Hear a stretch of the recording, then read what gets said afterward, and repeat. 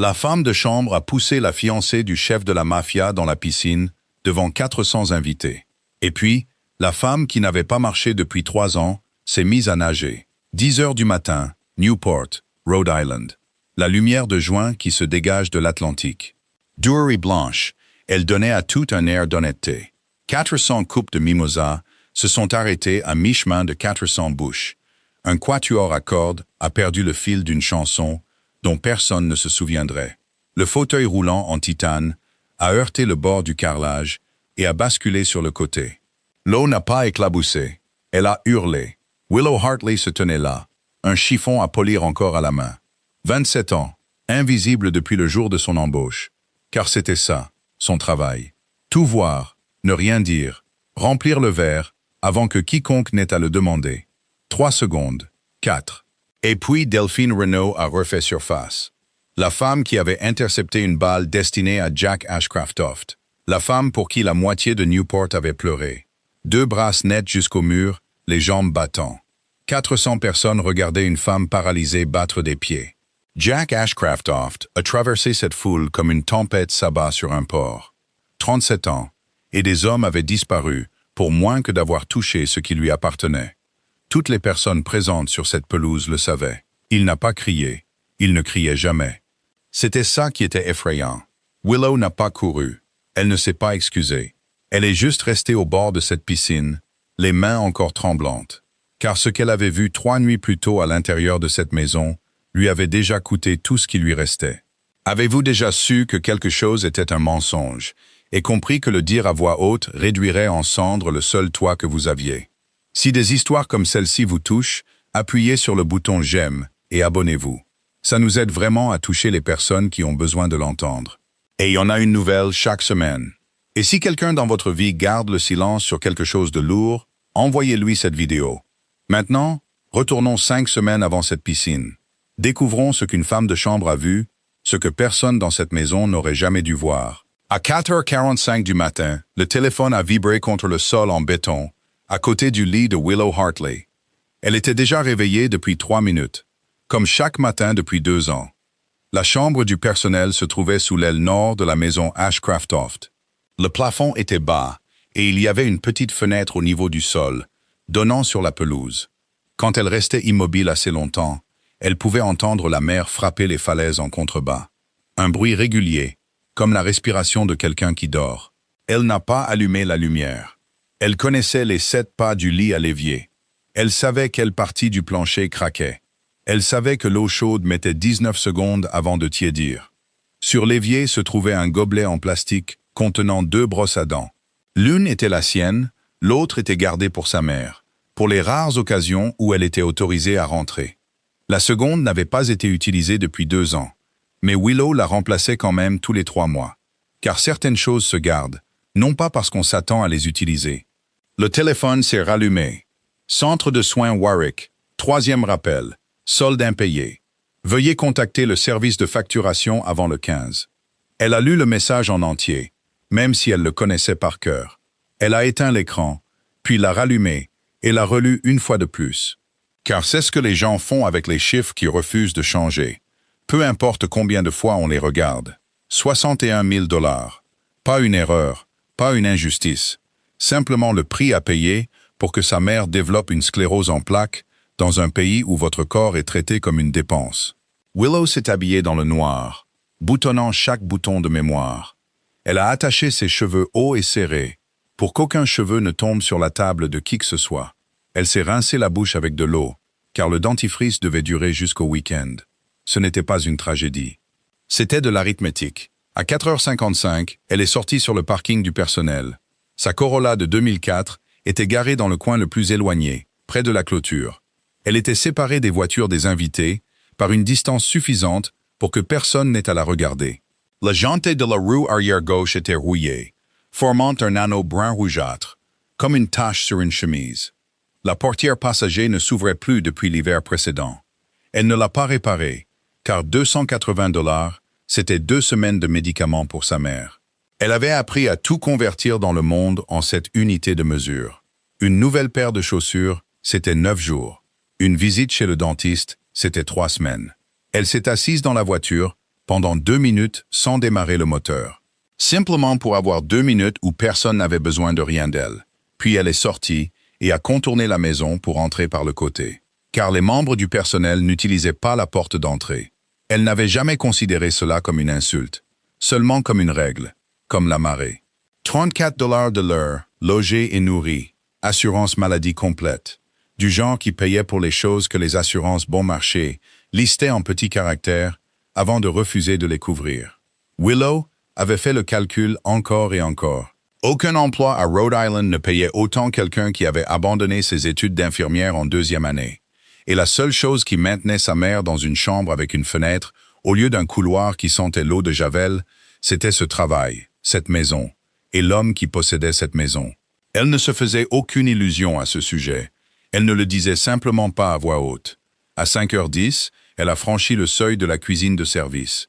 Et quelque chose s'est produit, qu'elle avait perfectionné si complètement qu'elle ne le sentait plus arriver. Elle disparaissait.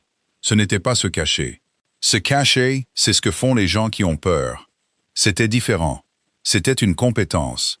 Et elle était meilleure que n'importe qui d'autre dans cette maison de 22 pièces.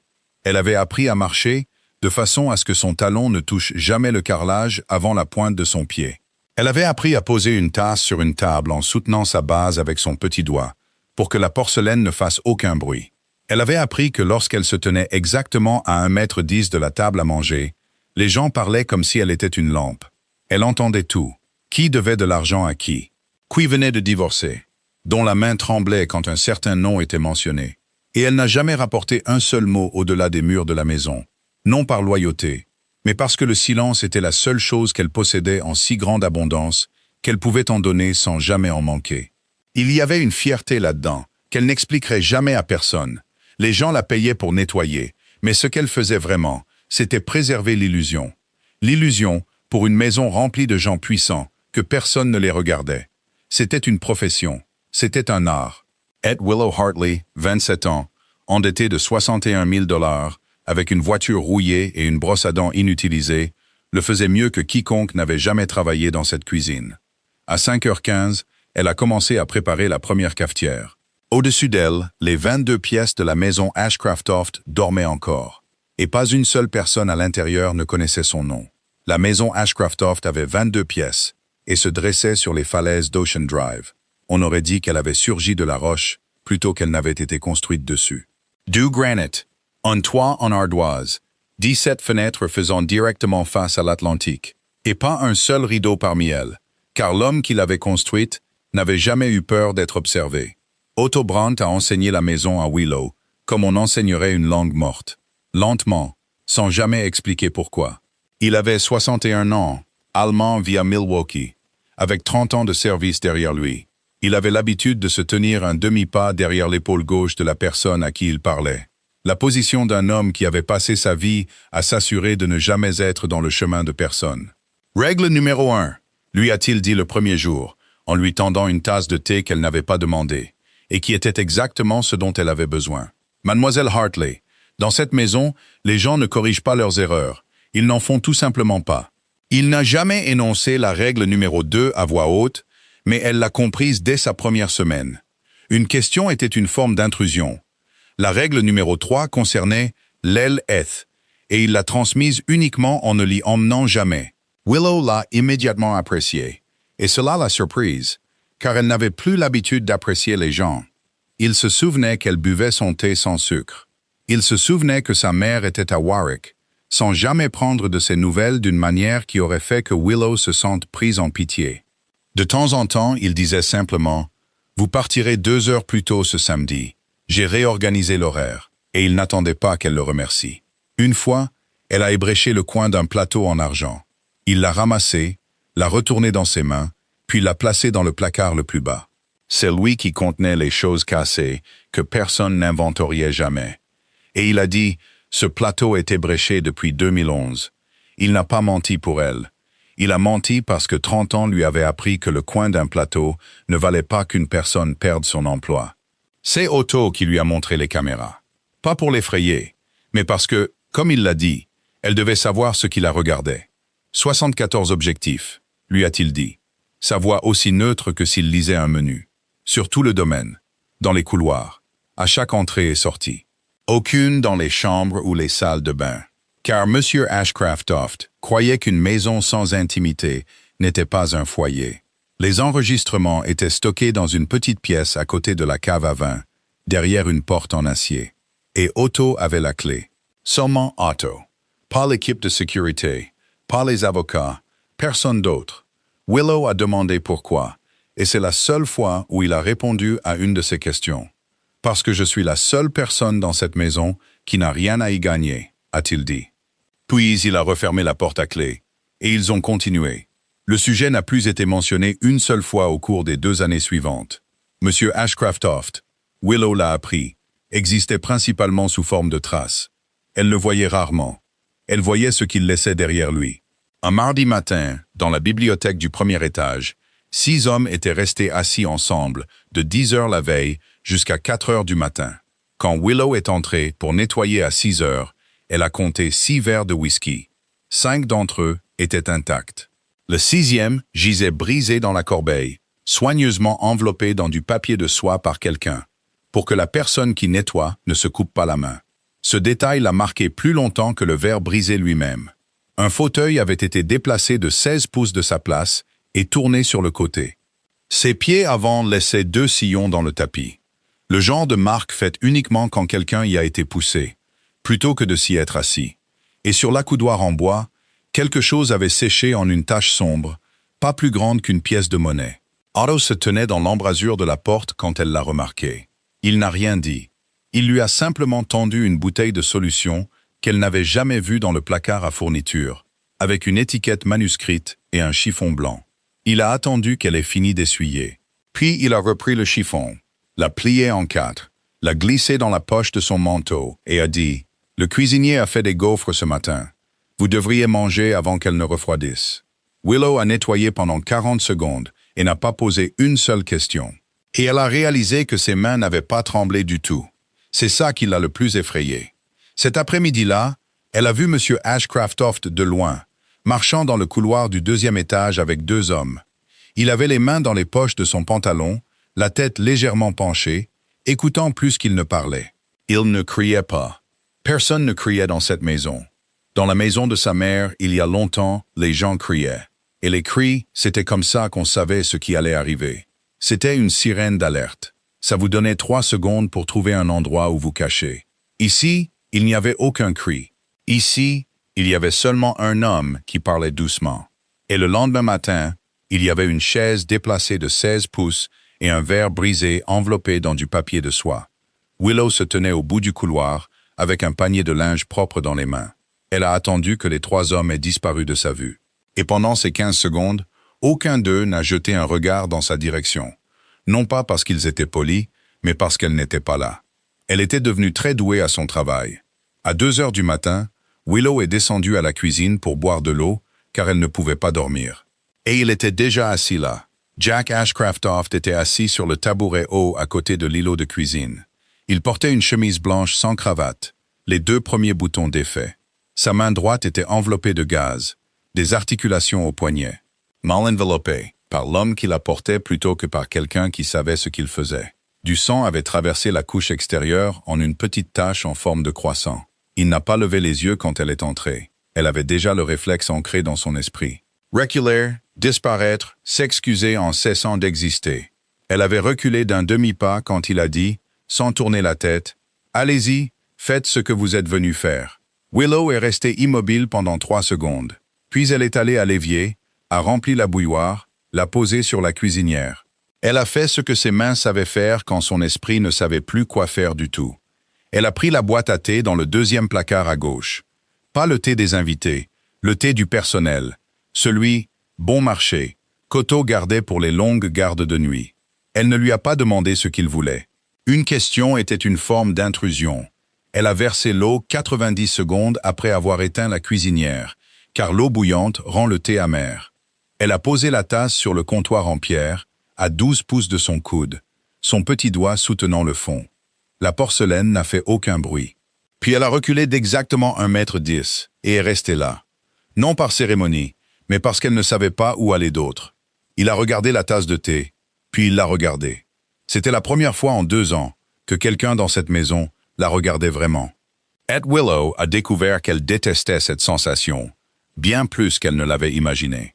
Non pas parce que son regard était perçant, mais parce qu'il était lent. Il passait de ses mains à son visage, comme un homme qui fait un inventaire. Et elle a compris tout de suite qu'il ne la jugeait pas. Il la mémorisait. C'était 2 choses différentes, et la seconde était bien plus effrayante. « Votre main vous fait mal », a-t-elle dit. Et au moment où le dernier son a quitté sa bouche, elle a voulu le ravaler. Car c'était une question déguisée, et dans cette maison, rien n'était déguisé. Il n'a pas répondu. Il a soulevé la tasse avec sa main gauche, a pris une gorgée et l'a reposée. Elle a attendu qu'il dise quelque chose sur le thé. Il n'a rien dit. Il a seulement regardé par la fenêtre vers la mer Noire, où l'on ne voyait rien. Et il est resté assis comme ça, en silence, pendant 4 minutes. Pendant que Willow restait au même endroit pendant ces 4 minutes. Car partir sans permission était aussi une forme d'intrusion. Puis il s'est levé. Il est passé devant elle, et à 16 pouces de distance, elle a senti l'odeur du savon. Et en dessous, très faiblement, l'odeur métallique du sang. Et il n'a pas dit merci. Il n'a rien dit du tout. Il est monté, laissant les 2 tiers du thé dans la tasse. Willow l'a lavé, l'a retourné pour la faire sécher, puis est resté debout pendant encore 2 minutes, les 2 mains mouillées. Le lendemain, c'était jeudi. À 3 heures de l'après-midi, son téléphone a vibré dans la poche de son tablier. Elle a attendu d'avoir fini de s'essuyer les mains avant de le regarder. Par habitude. Centre de soins Warwick. Ce n'était pas un rappel de dette, c'était un reçu. Le solde de ce mois a été payé en totalité. Merci. Elle l'a lu 4 fois. Puis elle a appelé le service de facturation. Le paiement avait été effectué par virement bancaire depuis une société fiduciaire identifiée uniquement par des initiales. Sans note, sans personne de contact et sans nom. Je ne suis pas autorisé à fournir plus d'informations. Willow a mis fin à l'appel et est restée dans le couloir du 3e étage, le téléphone à la main. Elle ressentait un sentiment qu'elle a mis longtemps à nommer. Ce n'était pas du soulagement. Le soulagement est venu plus tard, et il est venu accompagné d'autres choses. Quelque chose en dessous, comme de la pierre sous le sable. 4 300 $, exactement le montant qu'elle devait ce mois-là. Pas un centime de plus. Personne ne devine un chiffre comme ça. Il fallait le chercher. Cela signifiait que quelqu'un avait fouillé les dossiers de sa mère. Ils avaient appris le nom de l'établissement, le numéro de patiente, combien elle devait et de quel mois provenait la dette. Cela signifiait que ces 4 minutes de silence dans la cuisine à 2 heures du matin n'avaient pas du tout été 4 minutes de silence. C'était 4 minutes pendant lesquelles un homme avait décidé qu'elle valait la peine qu'on s'intéresse à elle. Willow ne lui a pas posé la question. Elle l'a vue 2 fois la semaine suivante, une fois dans le couloir et une fois quand elle a posé du café sur la table de la bibliothèque. Et les 2 fois, elle a eu 3 secondes pour ouvrir la bouche.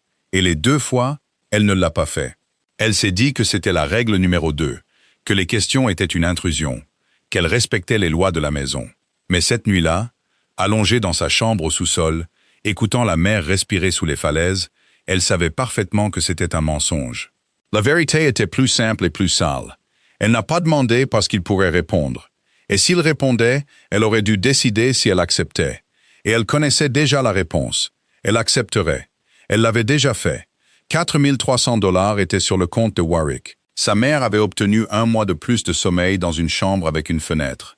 Et Willow Hartley, qui était fière de ne jamais rapporter un seul mot hors de cette maison, y avait maintenant apporté quelque chose. Une dette que personne ne lui avait demandé de rembourser. C'était la pire des dettes.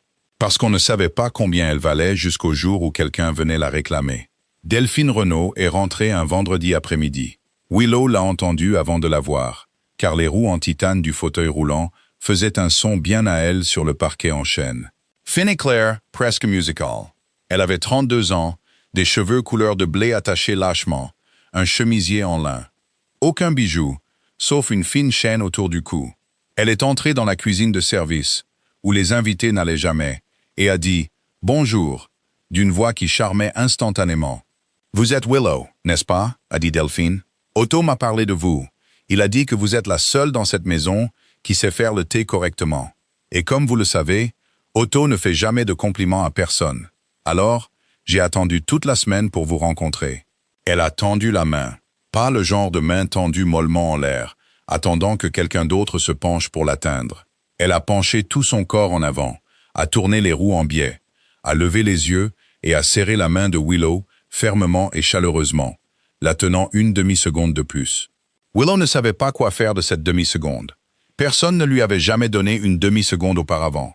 Tout le monde à Newport connaissait l'histoire, et Willow l'avait déjà entendue 3 fois, de 3 personnes différentes, avant de la rencontrer. 3 ans plus tôt, dans un restaurant du North End de Boston, à 11 heures du soir, Jack Ashcraft s'était levé de table pour sortir passer un appel.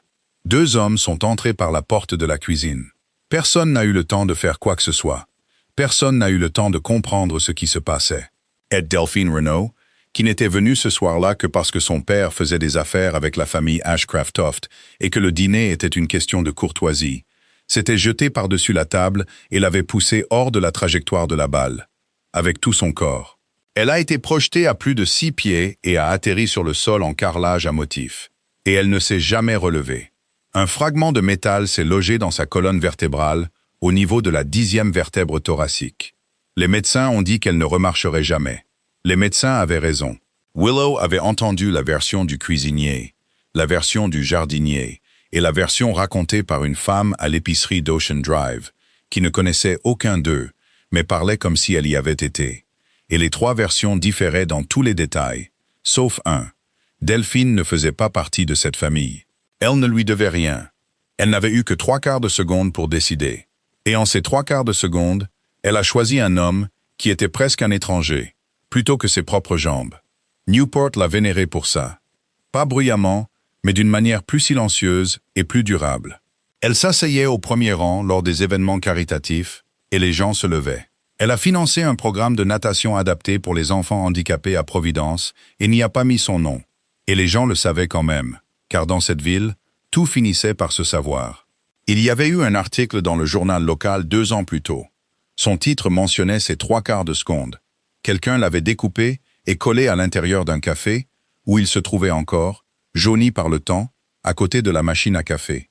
6 mois après la fusillade, Jack Ashcraft l'a demandé en mariage. Personne n'a été surpris.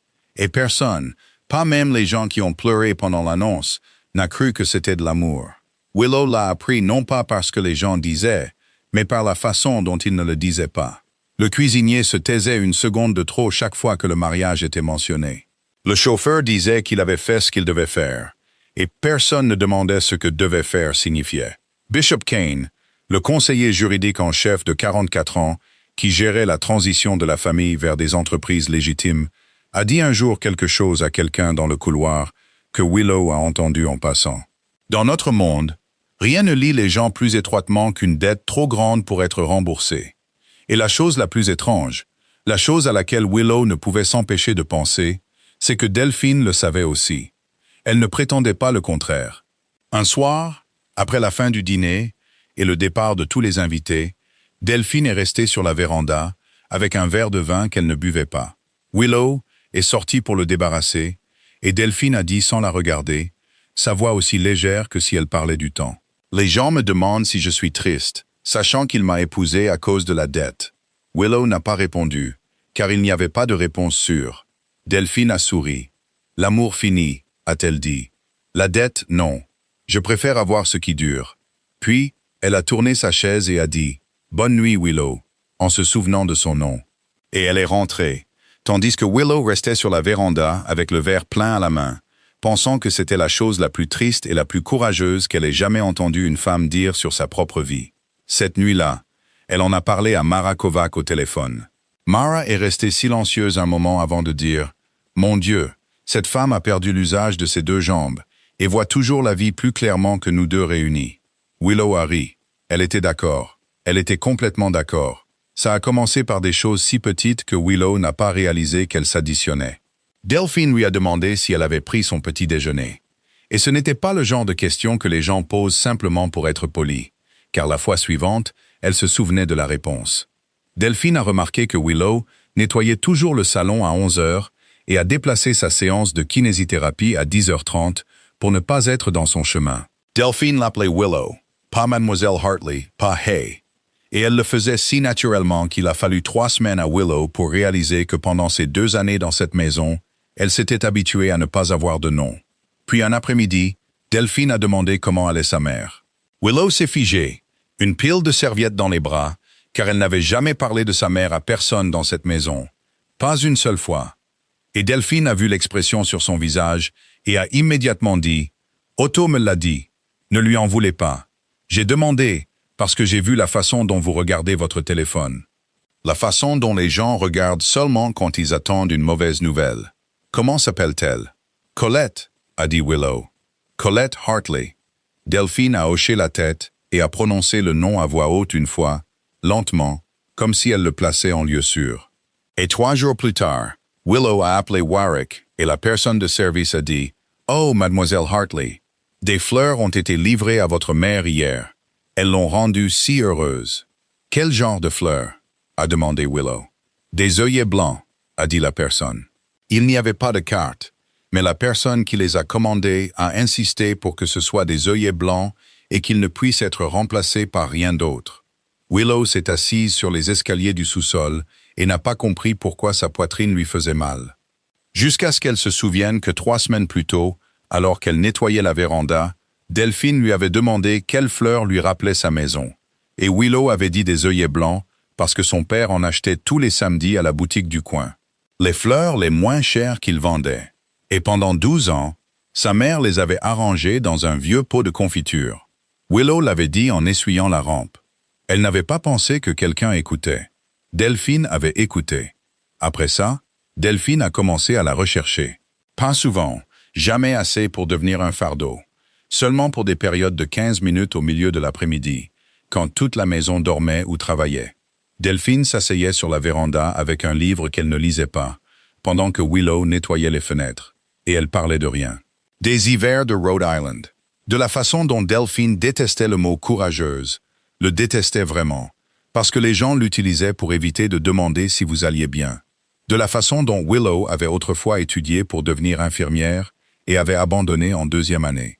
Et Delphine n'a rien dit comme « vous devriez y retourner ». Elle ne l'a pas plainte, mais a simplement demandé quelle partie lui manquait le plus. Et Willow a réfléchi longtemps avant de dire « prendre la tension artérielle », parce que les gens devaient se taire à ce moment-là, et on avait le droit de toucher leur poignet. Et pendant ces 30 secondes, on était la personne la plus importante de la pièce. Delphine a ri. Pas poliment. Elle a ri comme les gens rient quand ils entendent quelque chose d'inattendu. « Vous êtes la seule fille dans cette maison qui sait écouter », a dit Delphine. Et Willow a répondu par réflexe. « C'est mon travail. » Et Delphine a immédiatement secoué la tête. « Non, a-t-elle dit. Entendre, c'est votre travail. Personne ne vous paye pour écouter. Vous faites ça gratuitement. » Il y a une chose que Willow n'a jamais dite à personne, pas même à Mara. Cette nuit-là, elle s'est allongée dans sa chambre au sous-sol et a pleuré. Et elle ne comprenait pas pourquoi elle pleurait, car rien ne s'était passé. Personne n'était mort et aucune facture n'était arrivée. Il lui a fallu beaucoup de temps pour comprendre. Pendant 2 ans, elle avait perfectionné l'art de disparaître jusqu'à en être fière. Et quelqu'un venait de la voir. Pas comme Jack Ashcraftoft l'avait regardée à 2 heures du matin, comme pour faire un inventaire, mais comme un être humain en regarde un autre. Et son corps avait réagi comme s'il avait été nourri après une longue famine. Une famine qu'il avait endurée si longtemps qu'il avait oublié qu'il mourait de faim. Elle a commencé à arriver au travail plus tôt. Elle a commencé à faire attention au thé que Delphine préférait. Elle a commencé à mettre un tabouret dans le coin de la cuisine de service pour que Delphine ait un endroit où positionner son fauteuil roulant sans que personne n'ait à s'écarter. Elle faisait ces choses parce qu'elle le voulait. Et c'était la première fois depuis des années qu'elle faisait quelque chose dans cette maison simplement parce qu'elle le voulait. Un après-midi, Delphine a pris sa main entre les siennes et a dit « Vous savez, je n'ai pas d'amis ici. Les gens me respectent. Le respect est terriblement solitaire. » Willow a serré ses mains et a dit « Ce n'est pas grave. » Et les 2 femmes sont restées assises sur la véranda, regardant l'Atlantique, sans rien dire de plus pendant 4 minutes entières. Et Willow a pensé, sans aucune ironie et sans la moindre prudence, que c'était la chose la plus gentille qui lui soit jamais arrivée dans cette maison. Avez-vous déjà reçu de la gentillesse et senti, sans pouvoir l'expliquer, que vous étiez payé d'avance? Ce sont les œillets blancs qui ont tout ravivé, et Willow ne voulait pas que ça revienne. Mais ce genre de choses ne demande jamais la permission à personne. Le père de Willow s'appelait Ray Hartley, et il avait été policier à Providence pendant 19 ans. Il est mort quand elle avait 12 ans. Son cœur a lâché dans sa voiture, garé le long de Broad Street pendant son service de nuit, seul. Ils l'ont enterré avec un drapeau drapé sur son cercueil, 14 motos menant le corbillard. Et un homme en uniforme a dit dans un microphone que Ray Hartley était le genre de policier que la ville ne savait plus produire. Sa mère était assise au premier rang, tenant le drapeau plié en triangle dans ses deux mains, comme on tiendrait un enfant. 4 mois plus tard, Willow a trouvé l'enveloppe. En nettoyant le garage, parce que sa mère ne pouvait plus s'y résoudre. Pas à cause de ses jambes, car ses jambes allaient encore bien à l'époque, mais parce que l'endroit sentait encore lui. À l'intérieur de la boîte à outils en métal rouge, dans le tiroir du bas, sous une couche de clés qu'il n'avait jamais utilisée, se trouvait une épaisse enveloppe en papier craft, de la taille d'un livre mince.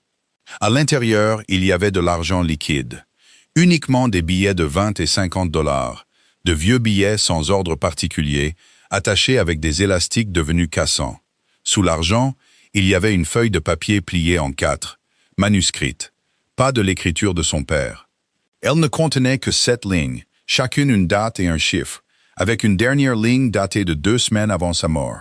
Willow, âgée de 12 ans, est restée assise sur le sol en béton du garage pendant 2 heures. Elle n'a pas compté l'argent. Elle se souvenait avoir pensé à le compter et s'être sentie malade à l'idée de le toucher. Elle se souvenait avoir pensé au nouveau réfrigérateur qu'ils avaient acheté l'année précédente. Avoir pensé à la façon dont son père disait toujours que le département ne payait pas assez, mais ne se plaignait jamais. Et avoir pensé aux œillets blancs qu'il ramenait chaque samedi, les moins chers de la boutique. Et elle a compris qu'il n'avait pas choisi les moins chers parce qu'il n'avait pas d'argent. Il avait choisi les moins chers parce que c'est ce qu'un homme honnête achèterait. Il les avait achetés pendant 12 ans. Elle a remis l'enveloppe exactement là où elle l'avait trouvée, sous les clés, a fermé la boîte à outils et est rentrée dans la maison. Sa mère arrangeait des œillets dans le pot de confiture sur le rebord de la fenêtre de la cuisine. Elle s'est retournée et a dit « Tu as déjà fini? Tu es une si bonne fille. » Puis elle a souri, et c'était la première fois qu'elle souriait depuis les funérailles. Willow a dit « Oui, maman, j'ai fini. » C'est tout ce qu'elle a dit. Elle avait tout calculé en étant assise sur ce sol de garage, avec l'esprit d'une enfant de 12 ans, mais elle n'avait manqué aucune étape. La pension de veuve était de 1 900 $ par mois. L'assurance du département était ce qui avait payé les factures d'hôpital quand sa mère avait toussé pendant 3 semaines ce printemps-là. Il restait encore 11 ans sur l'hypothèque. Et à Providence, la veuve d'un policier mort en service était une femme à qui les voisins apportaient de la nourriture, tandis que la veuve d'un policier qui acceptait de l'argent sale était une femme qui devait trouver une autre épicerie. Willow tenait la vérité entre ses mains. Cette vérité ne pouvait sauver personne. Elle ne pouvait que prendre des choses. Elle pouvait prendre la pension, la maison, le drapeau plié en triangle que sa mère gardait sur le meuble et époussetait chaque dimanche. Et les 19 années pendant lesquelles elle avait cru vivre aux côtés d'un homme bon. Et cela prendrait chacune de ces choses à la seule personne qui n'avait rien fait de mal. Alors Willow, à 12 ans, a verrouillé la boîte à outils, est montée et n'a rien dit. Et 15 ans plus tard, elle n'avait toujours rien dit. Sa mère ne savait pas. Même maintenant, elle ne savait toujours pas. Elle racontait encore des histoires sur lui au dîner à Warwick, aux autres femmes de sa chambre, répétant encore et encore la partie où il l'avait emmenée à la plage de Narragansett dans sa voiture de patrouille, quand ils étaient jeunes mariés. Ses yeux s'illuminaient, et Willow s'asseyait à côté d'elle, hochant la tête et lui tenant la main. Il y a quelque chose que Willow a appris à 12 ans que personne ne lui avait enseigné, et elle ne l'avait jamais dit à voix haute à personne, pas même à Mara, pas même à elle-même. Elle vivait simplement selon ce principe. C'était là, dans la façon dont elle se tenait à sa distance invisible habituelle de la table à manger. C'était là, dans la façon dont elle passait 40 secondes à essuyer du sang séché sur l'accoudoir d'une chaise, sans poser une seule question. C'était là, dans la façon dont elle n'a pas interrogé Jack Ashcraftoft sur les 4 300 $. Les gens pensaient que le silence était de la lâcheté. Willow savait que c'était faux.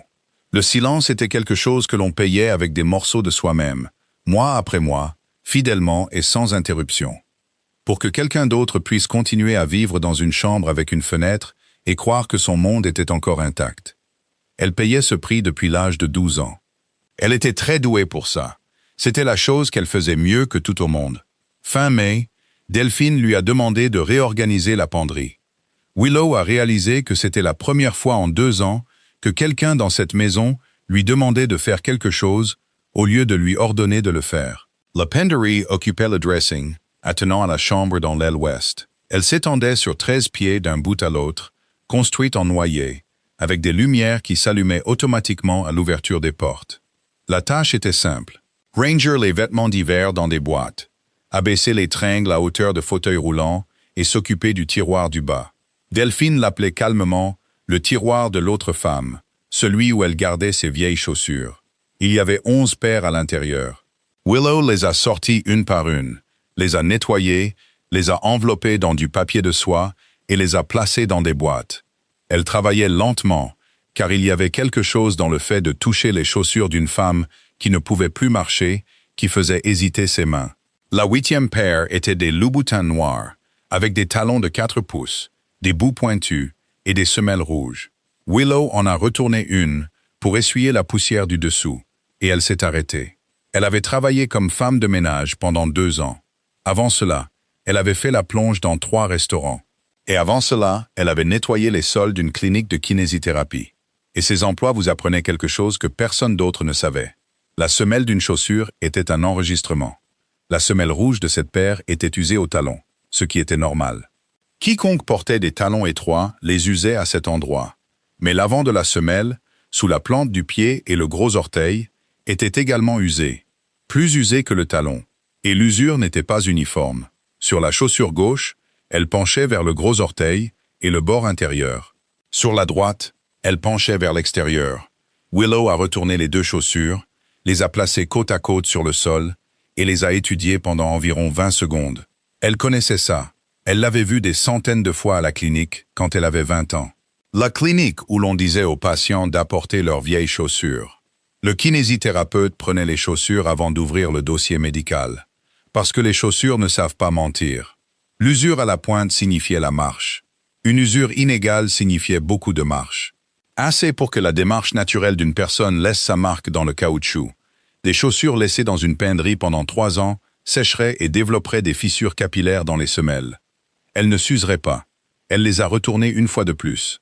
Le caoutchouc à la pointe de la chaussure gauche était devenu si fin qu'une tache de matériau gris apparaissait sous la peinture rouge. Une zone de la taille d'une pièce de monnaie.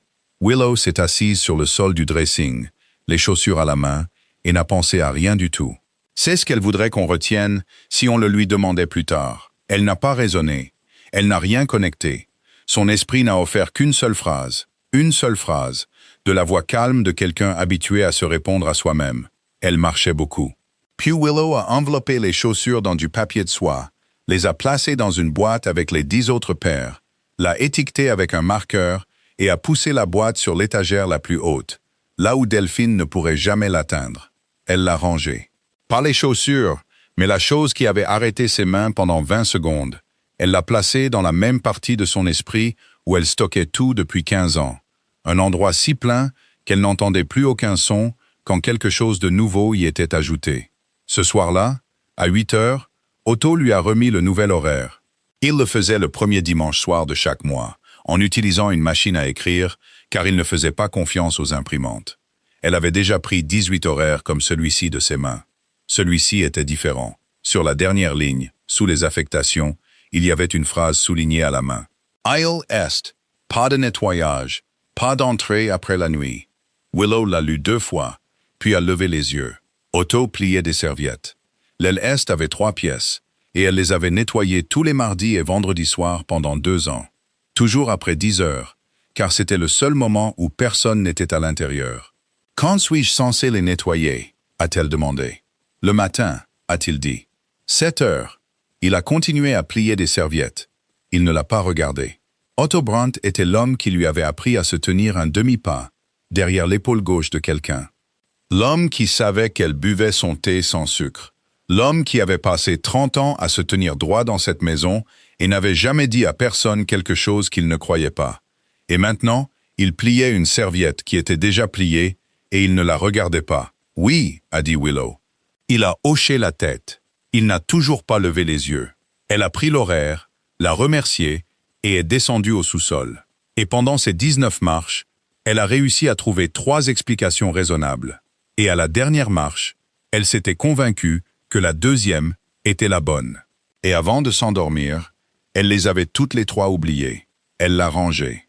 Tobias avait 24 ans et les gens l'appelaient Toby. C'était la seule personne dans cette maison qui saluait Willow par son nom chaque matin. Il s'occupait de la piscine, des 4 filtres et du système d'irrigation de la pelouse. Il faisait tout cela avec un sérieux presque comique, testant le pH 2 fois par jour et l'enregistrant dans un carnet qu'il avait acheté avec son propre argent, car l'entreprise n'en fournissait pas. Et il a dit à Willow que lorsque les gens ne fournissaient pas de carnet, cela signifiait qu'ils s'en fichaient, mais que l'eau, elle, s'en souciait. Il avait grandi à Middletown, à 11 minutes en voiture. Il économisait pour une licence d'opérateur d'équipement de classe B, et il lui manquait encore 2400 $. Il avait un vieux chien nommé Buster, dont il montrait la photo à quiconque restait immobile plus de 4 secondes. Une fois, il a vu Willow transporter 2 bacs de serviettes à travers la pelouse. Il a abandonné un tuyau de filtre qu'il était en train de démonter et a couru vers elle. Elle a dit « Je peux me débrouiller seule ». Et il a dit « Je sais que vous pouvez tout gérer, mais je suis libre ». Et il les a portés pour elle. Et en chemin, il lui a raconté que Buster avait mangé une de ses pantoufles. Et Willow a ri. Elle s'en souvenait très clairement après. Elle avait ri. Il a été renvoyé un mercredi soir. Le jeudi matin, elle est allée à la piscine et a trouvé un homme étrange testant le pH avec des bandelettes au lieu d'un appareil. Elle a demandé à Otto, et Otto a dit que M. Fenn ne travaillait plus là. « Que s'est-il passé » a-t-elle demandé. Otto est resté silencieux pendant 4 secondes, puis a dit « Mademoiselle Renaud a signalé la disparition d'un bracelet. »« Un vol » a demandé Willow. Otto n'a pas répondu. Cet après-midi-là, elle a trouvé Toby garé juste à l'extérieur de la clôture, le long du chemin de terre qui bordait le parking du personnel. Il était assis sur le capot de son pick-up, regardant à travers le grillage vers sa Corolla. Il avait attendu là pendant des heures, alors que le soleil passait derrière les arbres. Il n'était pas en colère. C'était le pire. Il était seulement confus, avec la confusion hébétée de quelqu'un qui vient d'être heurté par une voiture et qui cherche encore la voiture qui l'a frappé. « Je n'ai rien pris, mademoiselle Willow », a-t-il dit. « Je vous jure, vous me connaissez. » Elle le connaissait. « Je n'ai rien fait, » a-t-il dit. « Je marchais seulement dans le couloir du 2e étage. Je suis monté là-haut à cause de la vanne d'eau chaude. Monsieur Brandt me l'avait dit. Et je l'ai vu là. Mademoiselle Renaud, debout au bout du couloir. Il s'est arrêté. Willow n'a rien dit. « Je n'y ai pas prêté attention, » a-t-il dit. « Je lui ai seulement demandé si elle avait besoin d'aide, c'est tout. Elle m'a souri et a dit « Non, merci ». Le lendemain soir, ils m'ont appelé en haut et m'ont dit de rassembler mes affaires. Il a baissé les yeux sur ses mains. « Qu'est-ce que j'ai fait de mal, mademoiselle Willow ?» Willow a ouvert la bouche. Elle se souviendrait de ce moment pendant très longtemps. Le moment où sa bouche s'est ouverte et où rien n'est sorti.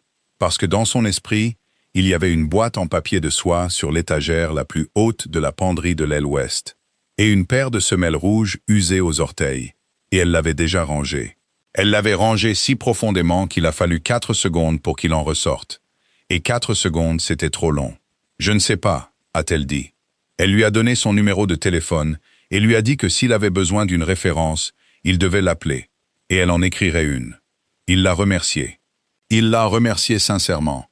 3 semaines plus tard, la cuisinière a lu quelque chose sur son téléphone en attendant le four. Et elle l'a lu à voix haute, car elle lisait tout à voix haute. Un homme de 24 ans de Middletown avait été arrêté lors d'un contrôle routier de routine sur la route 118. Pour possession d'une substance contrôlée de catégorie 2, en quantité suffisante pour justifier une accusation de crime. Willow a posé le plateau un peu trop fort. Elle a appelé son numéro ce soir-là. Il a sonné 6 fois et est tombé sur la messagerie vocale. Elle a rappelé le lendemain matin. Messagerie vocale. Elle a appelé pendant 3 jours d'affilée. Puis elle a appelé le numéro de son domicile qu'il lui avait récité une fois, pour qu'elle le note. Une femme a répondu, sa voix fatiguée et prudente. Willow a dit « Je travaillais avec Toby ». Et la femme a demandé « À la maison Ashcraft-Oft ?» Et Willow a dit « Oui ». Et la ligne est restée silencieuse pendant 3 secondes avant que la femme ne raccroche. Toby Fenn ne buvait pas. Il détestait même la bière. Il lui avait dit qu'il n'aimait pas la sensation de perdre le contrôle de son propre esprit. Il l'avait dit en transportant 2 bacs de serviettes à travers la pelouse et en lui parlant de son chien qui avait mangé une pantoufle. Willow s'est assise sur son lit au sous-sol, le téléphone éteint à la main. Et elle savait que c'était la chose qu'elle ne se pardonnerait jamais. Elle savait. Puis elle a branché le chargeur, a posé le téléphone face contre terre, a éteint la lumière et est restée là, à écouter la mer respirer sous les falaises. 61 000 $. Une chambre avec une fenêtre. Une femme qui croyait encore que son mari avait été un homme bon. Elle l'a rangé. 9 jours plus tard, Willow est descendue au sous-sol à 9 heures du soir, a allumé la lumière et a trouvé une enveloppe sur son oreiller. Papier blanc, grand format, non scellé, sans nom. Placé exactement au centre de l'oreiller, son bord inférieur parfaitement parallèle à la couture de la taie. Quelqu'un s'était donné la peine de s'assurer qu'elle était droite. Elle est restée longtemps dans l'embrasure de la porte. La chambre n'avait pas de serrure. Elle n'y avait jamais pensé pendant ces 2 années là-bas, car rien ne valait la peine d'être volé. Et maintenant, elle y pensait. Et elle y pensait de la manière dont une personne pense à quelque chose une fois, puis n'arrête plus jamais d'y penser. À l'intérieur se trouvait une feuille de papier. Pas une lettre, une photographie imprimée sur une feuille de papier A4. Imprimée à la maison, avec une encre qui avait une légère teinte bleutée. La photo avait été prise d'en haut, en biais, depuis la direction de l'entrée de la cuisine de service. Elle a reconnu le placard à épices, avant de se reconnaître elle-même. Sur la photo, une femme en pyjama et cardigan se tenait à côté de la cuisinière, tenant une bouilloire dans sa main droite, la tête légèrement inclinée. À 1,10 m d'elle, assis sur un tabouret haut, se trouvait un homme en chemise blanche, la main droite enveloppée de bandages. Dans le coin inférieur droit de l'image, se trouvait l'horodatage du système, flou, mais toujours lisible, 2h14 du matin. Autour de sa tête, quelqu'un avait dessiné un cercle au marqueur rouge. Il n'entourait pas les deux, il n'entourait qu'elle. Le cercle avait été dessiné lentement, fermé et stable, sans tremblement. Et en haut, la ligne avait été tracée 2 fois sur elle-même, comme les gens dessinent quand ils veulent que quelque chose paraisse plus sombre. Sous la photographie, manuscrite avec ce même marqueur rouge, il y avait une date. Seulement une date. La date de cette nuit exacte. Il n'y avait pas d'autres mots, pas de message, pas de demande, pas de menace, pas de nom de la personne qui l'avait envoyé. Willow s'est assise sur le bord du lit et a tenu le papier à 2 mains. Elle a réalisé que ses mains ne tremblaient pas. Elle s'est souvenue du sang séché sur l'accoudoir en bois de la chaise et de la pensée qui l'avait effrayée ce matin-là, que ses mains n'avaient pas tremblé. Et maintenant, elle ne tremblait pas à nouveau. Et cette fois, elle a compris pourquoi. Elle ne tremblait pas parce que son corps était occupé à faire autre chose. Il calculait 74 objectifs, aucun dans les chambres ou les salles de bain. Les enregistrements dans la salle de sécurité étaient sécurisés, mais cet angle était différent. Il était légèrement plus bas, caché derrière la moulure décorative du placard supérieur. Delphine n'avait pas contourné la porte d'auto. Elle avait installé sa propre caméra espion sans fil pour surveiller le personnel. Elle surveillait la cuisine elle-même, attendant le moindre faux pas, la moindre excuse pour éliminer quiconque s'approchait trop près de son territoire. Willow a posé le papier sur ses genoux. Elle a pensé à monter au 2e étage tout de suite, à frapper à une porte, à brandir la photographie et à demander ce que c'était. Elle y a pensé pendant près de 30 secondes, et elle a vu toute la scène se dérouler dans son esprit, étape par étape. Et à la 3e étape, ça s'est arrêté, parce que la 3e étape contenait la question qu'elle aurait dû entendre. Demander à qui? Demander à Otto, l'homme qui n'avait menti pour personne et qui avait menti une fois pour elle pour un plateau ébréché. Demander à Delphine, qui se souvenait du nom de sa mère, envoyait des œillets blancs et lui tenait les 2 mains sur la véranda en disant que le respect était terriblement solitaire. Demander à Jack Ashcraftoft, qui avait payé 4 300 $ sans ajouter 1 centime. 3 noms. Willow s'est assise dans la chambre du sous-sol et a placé chaque nom sur la page, l'un après l'autre, et aucun ne correspondait. Et elle a compris quelque chose qu'elle ne dirait jamais à personne, pas même à Mara, surtout pas à Mara. Elle n'avait pas peur parce que quelqu'un savait qu'elle s'était tenue dans la cuisine à 2h14 du matin. Elle avait peur parce que la photographie n'était pas destinée à rester cachée. Si quelqu'un avait voulu l'utiliser, il l'aurait déjà utilisée. Les gens ne laissent pas de preuves sur l'oreiller d'une victime. Ils y laissent autre chose, quelque chose avec un seul but. Ed Willow savait quel était ce but, car elle vivait dans cette maison depuis 2 ans et avait appris que personne ne criait ici. Ici, Les gens laissaient simplement une chaise déplacée de 16 pouces de sa place. C'était une chaise déplacée de 16 pouces. Ça ne lui disait pas ce qu'on lui ferait. Ça disait seulement « Je te vois. Je t'observe depuis longtemps, bien avant que tu ne penses à observer qui que ce soit. » Pendant 2 ans, elle avait été fière de disparaître. Elle l'avait perfectionné, se tenant exactement à 1,10 m de la table à manger, posant la porcelaine sans un bruit, entendant tout et ne rapportant pas un seul mot au-delà de la porte. Elle avait cru que c'était sa compétence. Il s'est avéré que c'était simplement l'endroit où elle se tenait. Et quelqu'un l'avait mesuré, photographié et encerclé en rouge.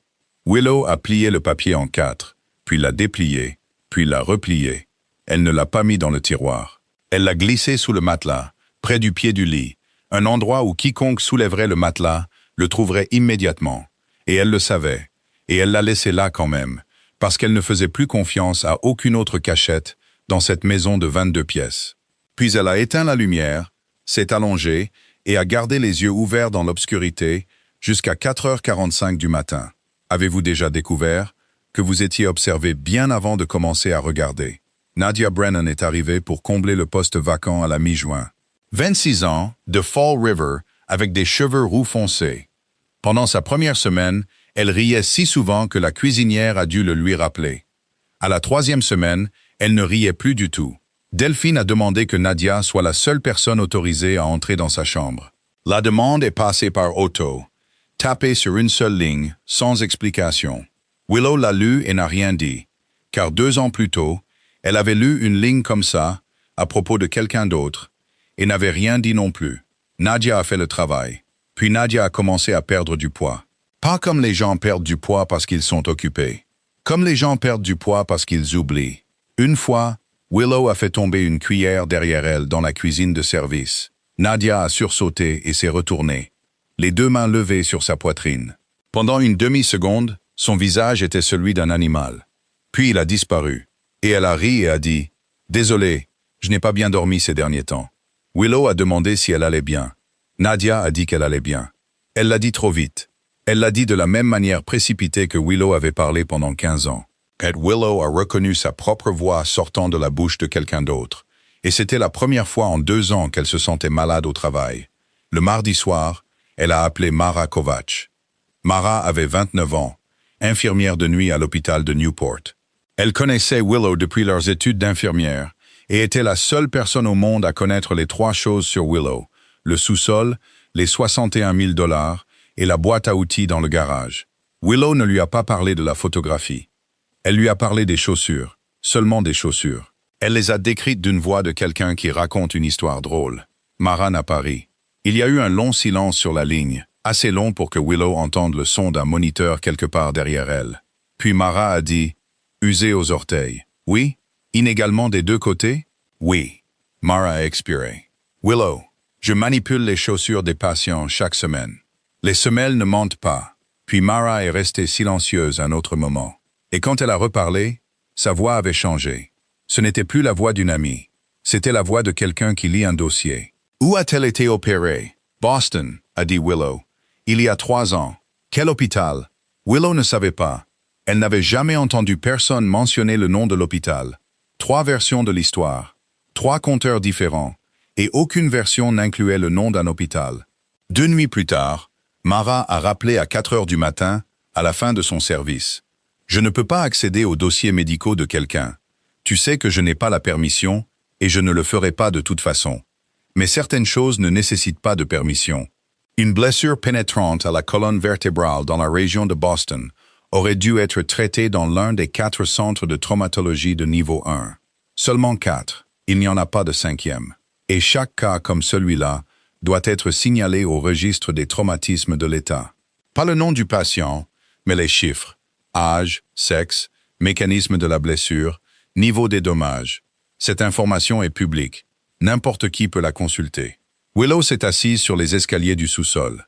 Ce mois-là, dans les 4 centres, il y a eu 4 blessures pénétrantes à la colonne vertébrale. 3 hommes, une femme de 67 ans, un accident agricole à Worcester. Il n'y avait aucune patiente de 32 ans. Il n'y avait aucune blessure à la 10e vertèbre thoracique. Il n'y avait aucun cas du tout. Willow, ce n'est pas que je n'ai pas pu le trouver. Il n'existe pas. Willow n'a rien dit. Il y a une autre chose, a dit Mara. J'ai cherché le nom du médecin, celui que tu as dit qui a signé son certificat d'invalidité. Hollis Vane. Le docteur Vane n'est pas un neurochirurgien. C'est un interniste avec un cabinet privé à Providence. Et il n'a aucun privilège chirurgical dans aucun hôpital de l'État. Il ne pourrait opérer la colonne vertébrale de personne. Tout ce qu'il pouvait faire, c'était signer des papiers. Et il a tout signé. Chaque document portant son nom depuis 3 ans porte la signature du même homme. Willow a entendu Mara retourner quelque chose. N'importe qui peut vérifier cette partie, a dit Mara. C'est dans les registres fiscaux de la ville. 4 mois après la fusillade, Hollis Vane a acheté une maison à Jamestown. 2 100 000 $, payé en totalité. Pas d'hypothèque. La ligne est restée silencieuse pendant très longtemps. Je ne dis pas que je sais ce qui se passe, a finalement dit Mara. Je ne sais pas, je suis infirmière, pas policière. Je te dis seulement ce que je peux voir. Et ce que je peux voir, c'est 3 ans de paperasse sans aucun squelette en dessous. Willow est restée assise sur les escaliers jusqu'à ce que le jour se lève. Dans son esprit, très lentement, une boîte en papier de soie sur l'étagère la plus haute de la penderie de l'aile ouest a commencé à s'ouvrir toute seule. La pluie est arrivée à Newport un jeudi soir. Le genre de pluie de juin qui tombe droit, sans vent. Et son martèlement contre le toit en ardoise était si fort que Willow ne pouvait pas entendre ses propres pas. 11 heures du soir. Elle est montée au 2e étage par l'escalier de service, portant une pile de serviettes sèches pour la salle de bain des invités. Une tâche qu'elle n'avait pas faite, car elle avait passé trop de temps assise dans le sous-sol avec le téléphone à la main. Le couloir de l'aile était sombre. Toutes les appliques murales avaient été éteintes, sauf celle au fond. Elle projetait une longue bande jaune sur le parquet qu'elle devrait traverser. Elle n'avait pas l'intention d'aller par là. Elle voulait tourner à gauche au placard à linge. Puis elle a vu que la 2e porte était ouverte d'environ 8 pouces. De la lumière s'en échappait. Elle s'est arrêtée, car cette porte n'était jamais laissée ouverte, et parce qu'Otto avait souligné une phrase à l'encre. L'embrasure avait 2 couches, la porte en bois, et derrière, une vieille porte en verre dépolie, le genre avec des motifs comme de l'eau gelée. Quelque chose installé quand la maison avait encore un fumoir. Willow se tenait à environ 10 pieds de distance. À travers le verre, la pièce au-delà se dissolvait en forme de couleur flottante. Elle a vu la lampe de bureau, elle a vu le contour carré du bar, et elle a vu une silhouette debout. La silhouette était grande et droite, et il n'y avait rien en dessous. Pas de contour de roue. Aucune des formes sur la poitrine que Willow s'était habituée à voir dans chaque embrasure de porte de cette maison depuis 3 ans. Elle est restée immobile. La pile de serviettes dans ses bras était chaude et lourde. La silhouette s'est déplacée vers la gauche. Puis elle s'est étirée vers le haut, tout le corps se soulevant, le bras droit s'élevant haut. Et Willow a entendu du verre toucher du verre, a entendu une bouteille être prise de l'étagère la plus haute. Une étagère dont elle connaissait la hauteur exacte, car elle la nettoyait tous les mardis. Plus haute que sa propre tête quand elle se tenait droite. Puis la silhouette s'est rabaissée, et elle a entendu du liquide être versé. Elle a senti l'odeur forte de l'alcool après l'ouverture de la bouteille, douce et brûlante, qui s'est échappée par la fente de la porte et s'est mêlée à la pluie. Puis est venue la voix. Plus que 3 ans. Willow avait entendu cette voix sur la véranda dire que le respect était terriblement solitaire. Elle l'avait entendu dire « œillet blanc » et dire « Colette », lentement, comme pour mettre le nom en lieu sûr. C'était la même personne, les mêmes cordes vocales, le même schéma de pose. Mais tout ce qui avait rendu la voix douce avait été enlevé. Ce qui restait était plat et sec, et si calme que les poils du cou de Willow se sont hérissés avant que son esprit ne comprenne pourquoi. Après le mariage, les actifs deviennent des biens communs. Un verre a été posé sur du bois. Alors il pourra avoir son propre accident. Il n'y avait pas de seconde voix, pas de son de téléphone. Seulement la pluie et le bruit de talons nus traversant le plancher en bois. 3 pas, 4 pas, marchant et marchant avec le rythme régulier et confortable de quelqu'un qui se déplace dans sa propre chambre à 11 heures du soir. Willow a reculé. Elle n'a pas décidé de bouger. Ses pieds ont reculé en premier. 1 pas, 2 pas, et au 3e, son talon a heurté le bord du tapis du couloir. Elle a chancelé, la pile de serviettes a basculé, et elle l'a rattrapée à 2 mains. Une serviette est tombée. Elle a atterri sur le parquet sans un bruit, mais son genou a heurté le pied du placard à linge. Le bruit était faible. Sous la pluie, il aurait dû être insignifiant. C'était du bois frappant du bois, une fois, sec et net. Dans la pièce, les pas nus se sont arrêtés. Willow n'a pas respiré. Elle se tenait dans le couloir sombre, les serviettes serrées contre sa poitrine, et entendait son cœur battre dans ses oreilles. Et pendant 3 secondes, rien ne s'est passé. Pas un son, sauf la pluie contre le toit en ardoise. Et elle a vraiment pensé qu'elle s'en était sortie. Puis, à travers le verre dépoli, la silhouette s'est tournée. Elle s'est tournée lentement. Elle s'est tournée complètement, jusqu'à ce que ses 2 épaules soient parallèles à la porte. Jusqu'à ce qu'elle fasse directement face au couloir, directement vers l'endroit où se tenait Willow. Et elle est restée là. Elle ne s'est pas approchée. Elle n'a pas parlé. Elle s'est juste tenue là, grande et droite, sans fauteuil roulant sous elle, derrière un verre à motif d'eau gelée, à 10 pieds d'elle, et l'a regardée. Mara a ouvert la porte à 4h20 du matin, portant encore sa blouse de nuit. Elle n'a pas posé une seule question avant que Willow ne se soit assise à la table de la cuisine et n'ait pris la tasse entre ses 2 mains. Willow lui a tout raconté. L'ombre, la bouteille d'alcool sur l'étagère haute, les 3 phrases, la lente rotation de la tête. Elle l'a raconté d'une voix égale, car c'était la seule façon dont elle pouvait le raconter. Mara s'est assise en face d'elle et n'a rien dit pendant très longtemps. Puis, elle a pris une feuille de brouillon dans le tiroir et un stylo à billes et a dit « D'accord, on va faire ça comme on écrirait un dossier médical. Pas de sentiments, seulement des faits par ordre chronologique. » Elle a écrit « Il y a 3 ans, novembre, North End de Boston. Aucun enregistrement d'une femme de 32 ans avec une blessure à la colonne vertébrale dans aucun centre de traumatologie de niveau 1 du Massachusetts. Aucun cas. Hollis Vane, un interniste sans privilèges chirurgicaux, a signé tous les documents.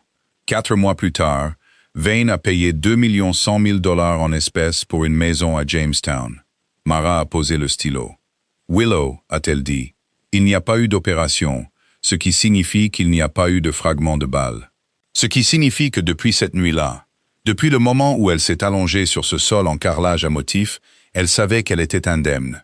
Elle était allongée là, et elle le savait. Willow a fixé le papier. Elle a été projetée à plus de 6 pieds, a-t-elle dit. Tout le monde le raconte comme ça. Tout le monde le raconte comme ça, a dit Mara, parce que c'est ce que les gens ont vu. Mais réfléchis-y. Combien de personnes dans ce restaurant l'ont vraiment vu clairement? Tu m'as raconté 3 versions de 3 personnes différentes et aucune d'elles n'incluait le nom d'un hôpital. Sais-tu pourquoi il n'y avait pas de nom d'hôpital? Parce que personne ne lui a rendu visite? Parce qu'elle est sortie avant que quiconque ait le temps de demander? Parce qu'au moment où les gens se sont souvenus, elle était déjà assise dans un fauteuil roulant à la maison. Et à ce moment-là, qui demandait encore de quel hôpital il s'agissait? L'histoire a commencé à vivre d'elle-même. Tout ce qu'elle avait à faire, c'était de ne pas se mettre en travers de son chemin. Willow a posé la tasse. Elle n'a fait aucun bruit.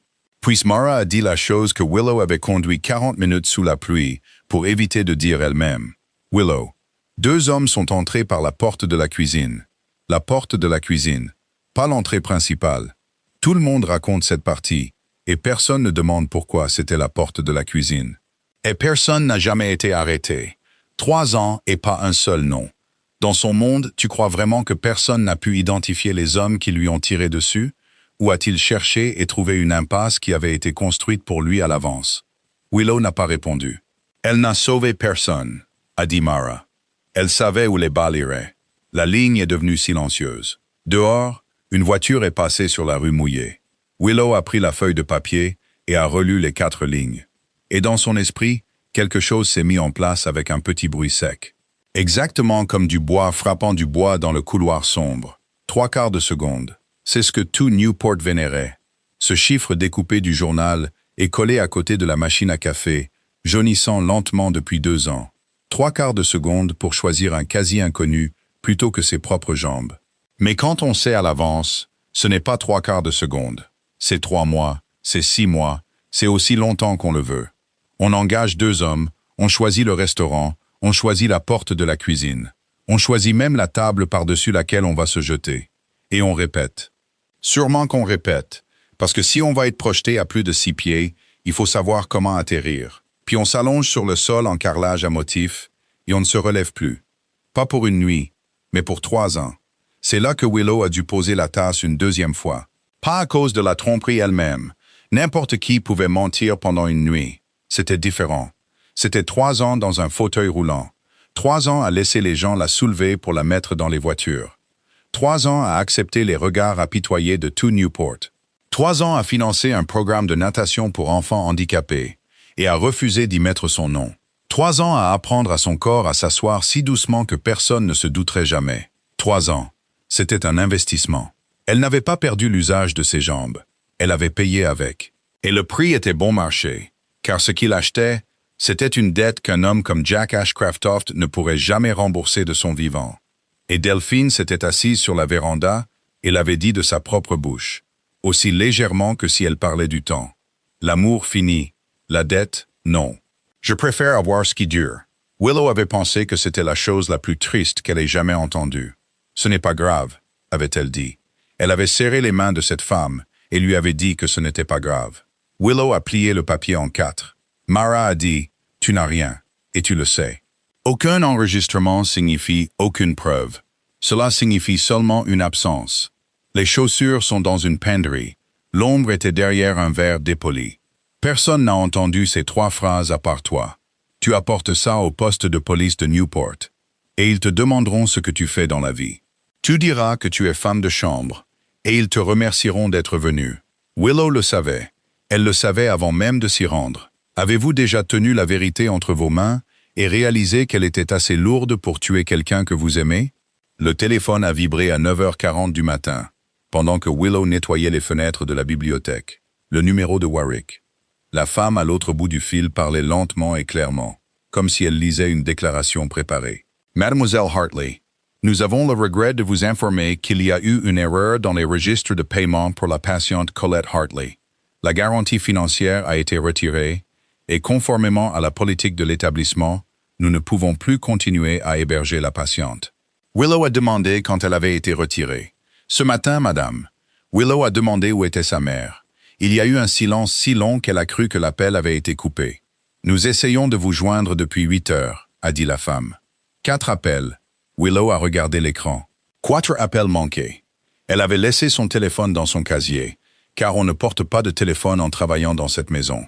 C'était la règle, et elle l'avait suivi pendant 2 ans. Elle a conduit pendant 40 minutes. Elle ne se souvenait pas comment. Elle se souvenait s'être arrêtée à un feu rouge quelque part sur la route 117, avoir vu ses mains sur le volant et remarqué qu'elle ne tremblait toujours pas. Le centre de soins Warwick avait une cour en béton à l'avant, un banc et un petit érable planté l'année précédente. Sa mère était assise sur le trottoir, pas sur le banc. Sur le trottoir, juste au bord, les jambes étendues sur la chaussée. Car la sclérose en plaques l'empêchait de monter seule sur le banc, et personne ne l'y avait aidé. À côté d'elle se trouvait un sac en toile bleue, le même qu'elle utilisait pour faire les courses 15 ans plus tôt. À l'intérieur se trouvaient toutes ses affaires. Une couverture reposait sur ses épaules. Quelqu'un l'avait mise là. Willow ne saurait jamais qui. Elle avait 64 ans, assise sur un trottoir au milieu d'une matinée de juin, avec une couverture sur les épaules comme si la journée était froide. Willow est sortie de la voiture. Sa mère a levé les yeux, l'a vue et a fait la chose que Willow porterait pour le reste de sa vie. Elle n'a pas pleuré. Elle n'a pas demandé pourquoi. Elle a dit « Je suis désolée, ma chérie ». Willow est restée là. « Je suis désolée », a répété Colette. Il n'arrêtait pas de t'appeler, mais tu ne répondais pas. Tu devais être occupée. Je sais à quel point tu es occupée. Je leur ai dit que je pouvais appeler un taxi moi-même, mais je n'avais pas assez d'argent. Je n'avais que 11 $. Je pensais que ce serait suffisant, mais ils ont dit que non. Je suis désolée que tu aies dû venir jusqu'ici. Elle a attrapé la manche de Willow. As-tu dû quitter le travail? Ne quitte pas le travail à cause de moi. Willow s'est assise sur le trottoir à côté de sa mère. La chaleur du béton a traversé le tissu de son pantalon. Elle est restée assise là, incapable de prononcer un seul mot, car si elle ouvrait la bouche, ce qui en sortirait ne serait pas des mots. Et sa mère s'excusait.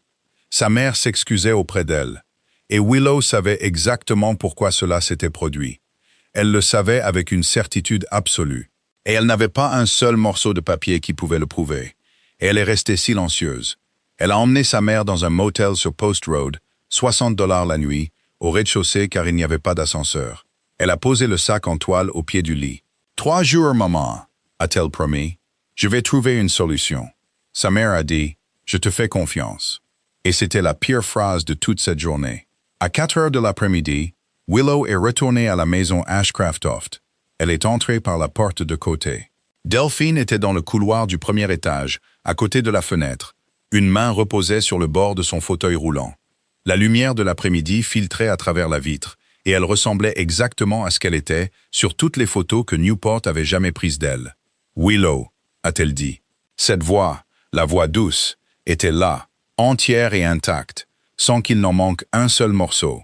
Et Willow se tenait à 1,10 m de distance et a réalisé qu'elle ne pouvait pas faire la différence. Elle ne pouvait pas distinguer cette voix de celle qu'elle avait entendue 2 nuits plus tôt. La même personne, les mêmes cordes vocales. « J'ai entendu dire que votre mère a eu des ennuis », a dit Delphine. « Je suis vraiment désolé. » Elle le pensait. C'est ce qui a empêché Willow de respirer. Elle le pensait. « Ce monde dévore les femmes qui n'ont personne pour les protéger », a dit Delphine. Elle a légèrement incliné la tête. « Vous comprenez ce que je veux dire, n'est-ce pas ?» Willow a baissé les yeux vers le sol. Elle avait appris à faire cela à l'âge de 12 ans, assise sur le sol en béton d'un garage à Providence, une enveloppe en papier craft à la main. « Oui », a-t-elle dit. « Je comprends. » Delphine a souri, et c'était le sourire le plus chaleureux que Willow ait jamais reçu dans cette maison. Et elle a dit « Bien ». Puis elle a tourné sa chaise et s'est éloignée. Et le son du titane contre le parquet en chêne est resté fin et clair, presque musical. La célébration a commencé à 10 heures du matin. Et Willow savait pourquoi. Car 3 semaines plus tôt, elle avait entendu Delphine l'expliquer à l'organisateur de l'événement, de la voix joyeuse que Willow trouvait encore charmante à l'époque. La nuit, la lumière tombe d'en haut. Tout le monde est debout. Et je deviens une tête au niveau de la taille des autres. Le matin, la lumière vient du côté. La lumière du matin est plus douce pour les gens qui sont assis. Willow avait hoché la tête à l'époque. Elle avait pensé que c'était une chose intelligente et triste à dire. Maintenant, elle se tenait au bord de la pelouse avec un plateau de verre propre et y pensait différemment. Elle pensait au temps qu'une personne devrait passer devant un miroir pour calculer l'angle des dunes et du soleil à 10 heures. Et la réponse était 3 ans. Et la réponse était toujours 3 ans. Elle a travaillé. C'était la seule chose qu'elle pouvait faire. Elle a servi. Elle a ramassé les verres. Elle a essuyé les ronds d'eau sur les tables avant que quiconque n'ait le temps de les remarquer. Elle se tenait à une distance discrète et inaperçue de chaque groupe d'invités. Et pendant ces 4 heures, aucune des 400 personnes sur cette pelouse ne l'a vue. Elle en avait été fière pendant 2 ans. Elle avait déjà décidé. Elle avait décidé à 4 heures ce matin-là, dans le motel sur Post Road, assise sur la chaise en plastique à côté du lit de sa mère, écoutant le climatiseur de la fenêtre démarrer et s'arrêter. 60 $ la nuit. Il lui restait assez d'argent pour 11 nuits. Après ça, il n'y avait rien. Pas de deuxième plan, pas de parents, personne. Elle s'est assise là et a fait le calcul, exactement comme elle l'avait fait sur le sol du garage quand elle avait 12 ans. Et il a produit la même réponse, car il produisait toujours la même réponse. Elle avait la vérité. La vérité ne pouvait sauver personne. Elle ne pouvait que prendre des choses. Et la première chose qu'elle prendrait serait la femme qui dormait à 3 pieds d'elle sur un lit à 60 $. Alors Willow Hartley a servi du vin à 400 personnes et est restée silencieuse. Et c'était la bonne décision, et elle savait que c'était la bonne. Et c'était le pire. À 11h10, Bishop Kane lui a barré le chemin à l'entrée de l'allée en pierre, menant à la remise à outils. Il avait 44 ans et en 2 ans, il ne lui avait jamais adressé un seul mot. Il ne l'a pas touché. Il s'est simplement tenu là où elle n'avait d'autre choix que de s'arrêter. « Mademoiselle Hartley », a-t-il dit, « vous savez quelque chose ?» Willow n'a pas répondu. « Je fais ça depuis 20 ans », a-t-il dit. « Je n'ai pas besoin de preuves pour savoir quand quelqu'un porte quelque chose en lui. Je peux le sentir sur vous. Vous avez traversé cette pelouse comme quelqu'un qui marche sur de la glace. » Willow a baissé les yeux sur le plateau de verre. « Je ne vous demande pas ce que vous savez, » a dit Bishop. « Je ne veux pas savoir. Je vais seulement vous dire une chose, et ensuite, vous retournerez au travail. » Il a regardé de l'autre côté de la pelouse, vers les 400 personnes et le fauteuil roulant au centre. « La famille Renault est à Montréal, » a-t-il dit. « Son père contrôle 30% du port Nord. Depuis 3 ans, nous ne pouvons pas toucher cette route, parce que personne ne fait confiance à personne. Ce mariage n'est pas un mariage, mademoiselle Hartley. C'est une signature. C'est ce qui permet à 80 personnes de travailler et empêche certaines choses de se produire à Providence cet automne. Comprenez-vous ce que je dis? Willow a dit, « Je comprends. Je pensais bien », a-t-il dit. Vous êtes une femme intelligente. Je vous ai remarqué depuis longtemps. Vous êtes la seule personne dans cette maison qui ne dit jamais rien, et j'ai toujours pris ça comme un signe d'intelligence. Il s'est retourné vers elle. Il n'y avait rien de menaçant dans sa voix. C'est ce dont Willow se souviendrait le plus après. Il parlait presque gentiment. « Quoi que vous portiez, » a-t-il dit, « aujourd'hui n'est pas le jour. Il n'y aura peut-être jamais de jour. Si vous ouvrez la bouche ici, vous ne sauverez personne. Vous ne ferez que détruire quelque chose que beaucoup de gens ont mis 3 ans à construire. Et puis vous perdrez votre emploi, et ce qui viendra après sera hors de mon contrôle. Je ne vous dis pas ça parce que je vous déteste. Je vous le dis parce que ce n'est pas le cas. » Il s'est écarté. « Retournez au travail, mademoiselle Hartley, » a-t-il dit. Willow a continué son chemin, et en le faisant, elle a réalisé que la seule chose qui lui donnait envie de vomir n'était pas ce qu'il avait dit, mais le fait qu'elle était complètement d'accord avec lui. À 11h40, Willow a contourné l'abri de la piscine pour chercher plus de serviettes en verre, et elle a entendu quelqu'un pleurer. Pas fort, le genre de pleurs qu'une personne essaie de ravaler et ne peut pas ravaler complètement. La porte de l'abri de la piscine était ouverte d'environ 8 pouces. Willow s'est arrêtée à environ 6 pieds et demi de distance, et cette fois, il n'y avait pas de verre dépoli, pas de motif comme de l'eau gelée, rien du tout, sauf une ouverture étroite et la lumière du dehors. Nadia Brennan était assise sur le banc en bois, les 2 bras enroulés autour de ses coudes, ses épaules tremblantes. Delphine Renault se tenait devant elle, debout, les 2 pieds plantés sur le sol carrelé. Son corps était légèrement penché en avant, son poids reposant sur sa jambe droite, sa main gauche appuyée contre le mur au-dessus de la tête de Nadia. Et tout son corps était si stable, équilibré, à l'aise, avec la facilité de quelqu'un qui s'était tenu ainsi toute sa vie. Le fauteuil roulant était à 3 pas, ses freins toujours déverrouillés. Willow la regardait fixement. Elle se souviendrait qu'elle n'a rien ressenti du tout. Pas de choc, pas de triomphe. Seulement un petit bruit sec quelque part dans sa poitrine, exactement comme du bois frappant du bois. « Je lui dirai, » a dit Delphine, « que tu as essayé de le séduire. Tu le diras toi-même, de ta propre bouche, devant moi ce soir. » Nadia a secoué la tête. Elle l'a secouée très vite, comme une enfant. « Je n'ai rien fait, » a-t-elle dit. « Je n'ai jamais rien fait. » Delphine a hoché la tête, et sa voix s'est adoucie. Et c'est à ce moment-là que Willow s'est sentie malade, car cette voix douce était la même qui avait demandé quelle fleur lui rappelait sa maison. « Je sais, » a dit Delphine. « Bien sûr que tu n'as rien fait. Ce n'est pas la question, ma chérie. La question, c'est que l'année prochaine, ou l'année d'après, quelqu'un lui dira quelque chose sur moi. Et quand ce jour viendra, il se souviendra que les filles de cette maison ont déjà inventé des histoires. C'est ce que tu es. Tu es la chose que j'ai besoin d'avoir sous la main. » Nadia n'a rien dit. « Fall River, » a dit Delphine. « Ton frère, 20 ans, en probation. 14 mois restants. J'ai le numéro de téléphone de l'agent de probation. Je peux lui dire une toute petite chose, et ce garçon sera enfermé en 48 heures. Et tu resteras à Fall River, incapable de faire quoi que ce soit. » Elle n'a pas dit la phrase plus fort que la précédente. Il n'y avait aucune trace de colère dans sa voix. Elle était aussi calme que les 3 phrases que Willow avait entendues à travers la porte en verre dépolie cette nuit-là. Et Willow a compris que ce n'était pas une femme qui menaçait.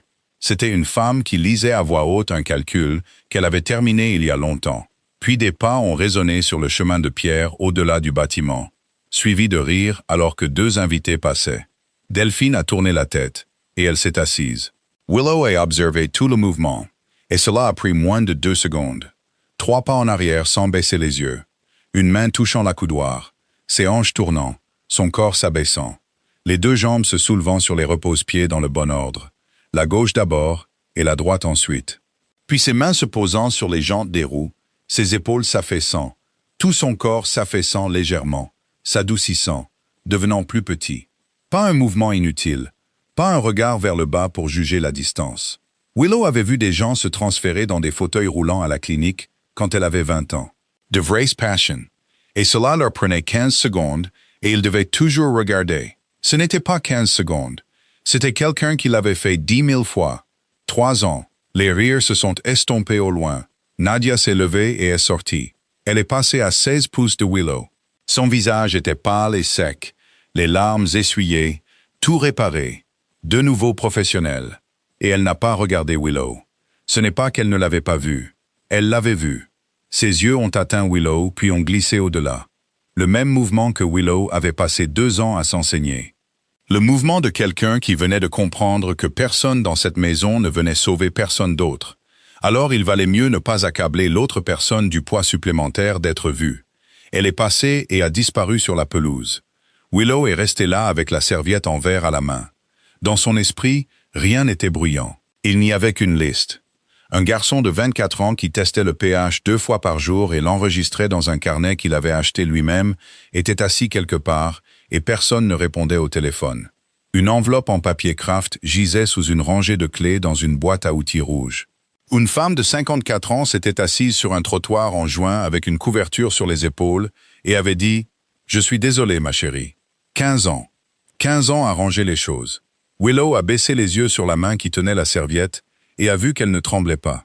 Et cette fois, elle a compris exactement pourquoi.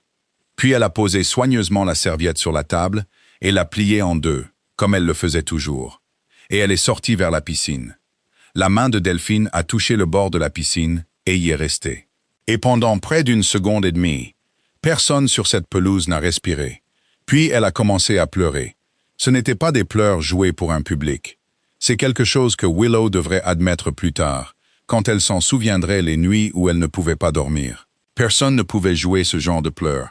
Ses épaules tremblaient, son souffle se brisait en morceaux saccadés, et elle s'accrochait au bord de la piscine à 2 mains, comme on s'accroche à une bouée de sauvetage.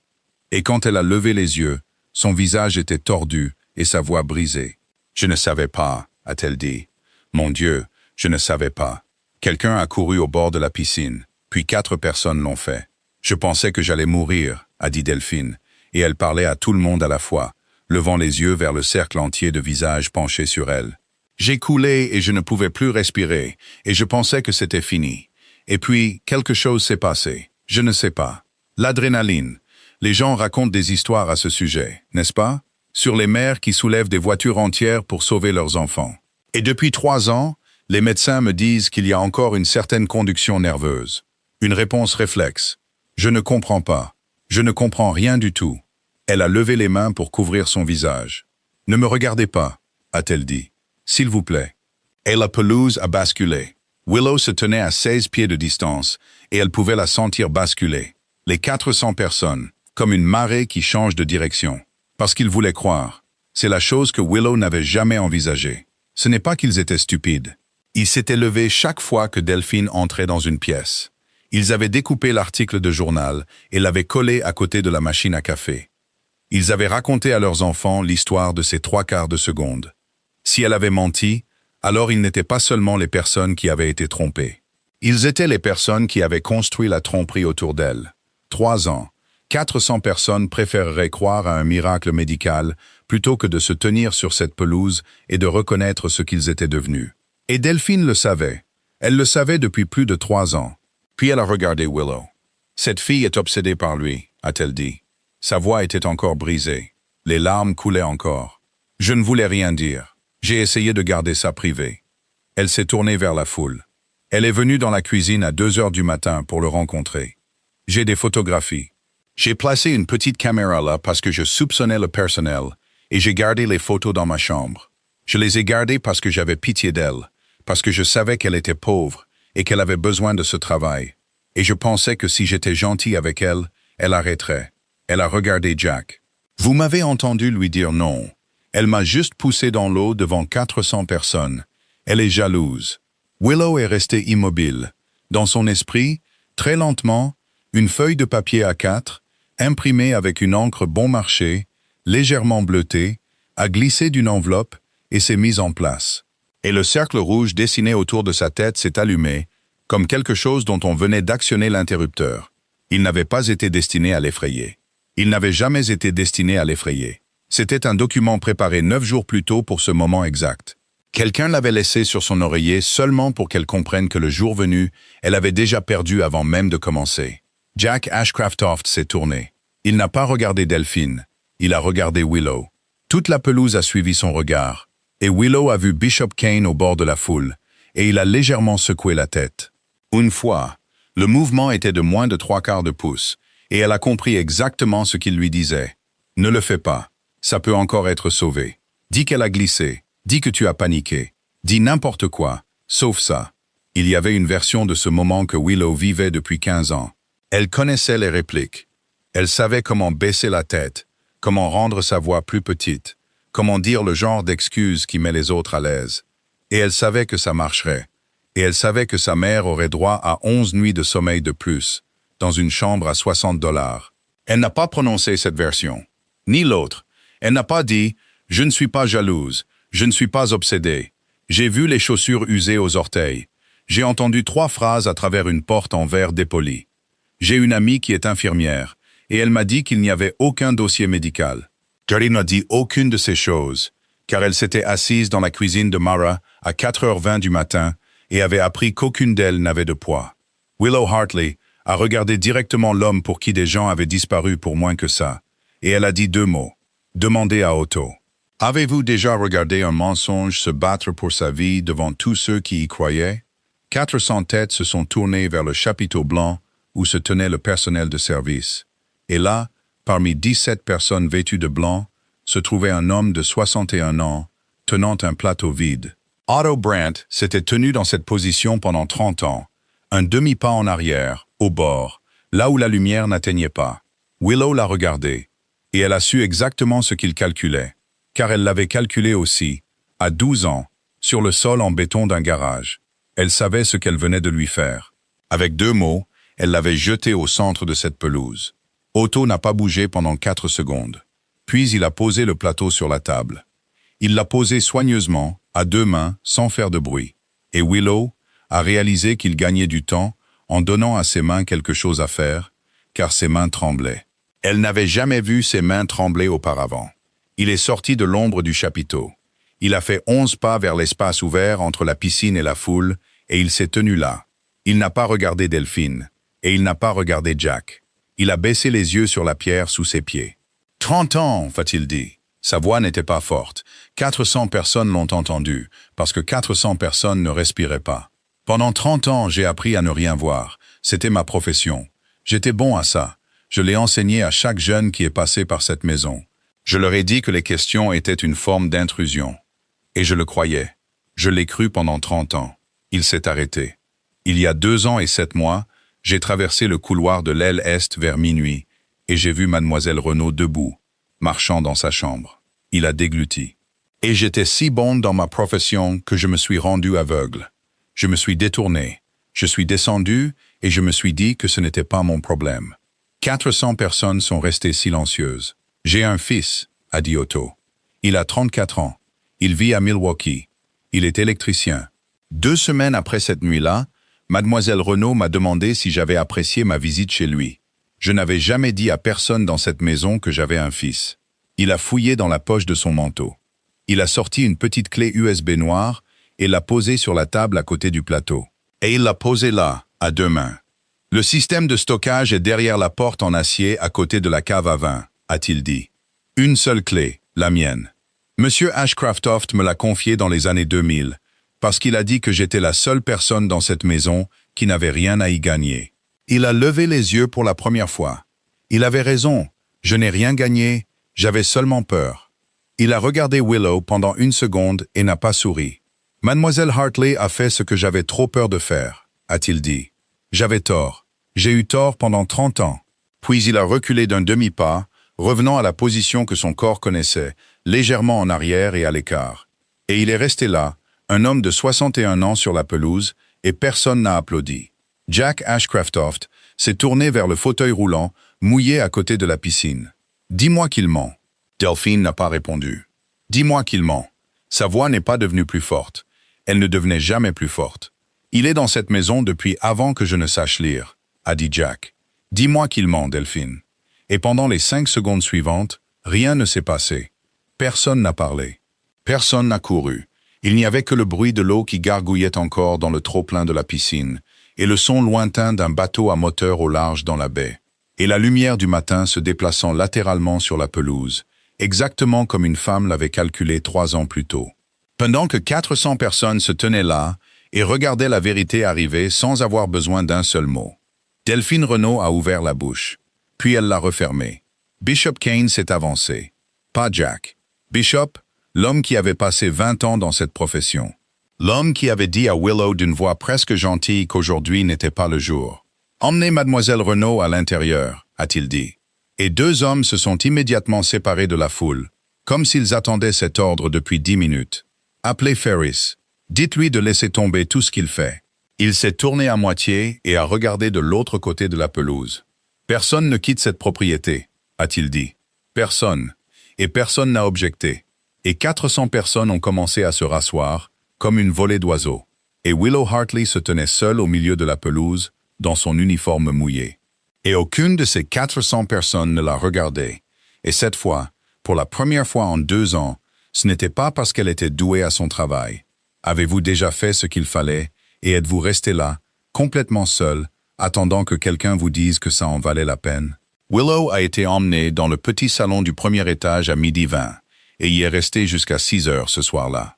Personne n'a verrouillé la porte. Ce n'était pas nécessaire. Un homme se tenait dehors dans le couloir, et il n'a jamais regardé à l'intérieur. Et cela lui en a dit plus que n'importe quelle serrure. Bishop Kane est entré 3 fois. La première fois, il a demandé ce qu'elle avait vu. Elle lui a dit.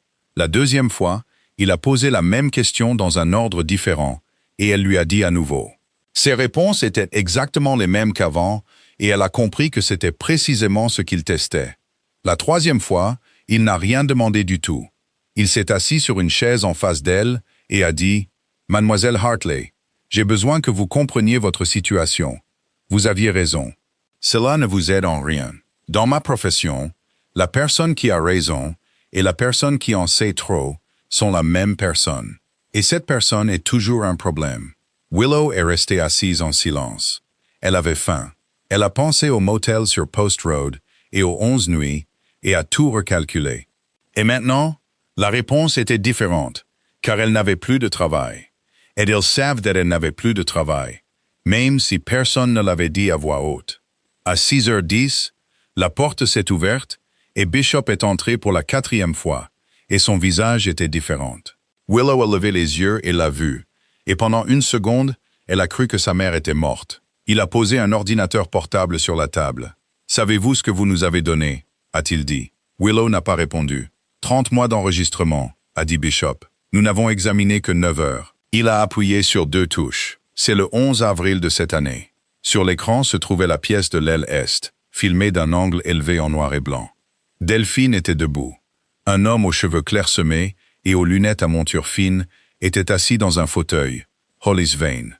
Et il y avait une 3e personne debout près de la fenêtre, portant un manteau, ne s'asseyant jamais, une main tenant une mallette. Cet homme, a dit Bishop, est Dennis Corian, agent fédéral, division du crime organisé, bureau de Providence.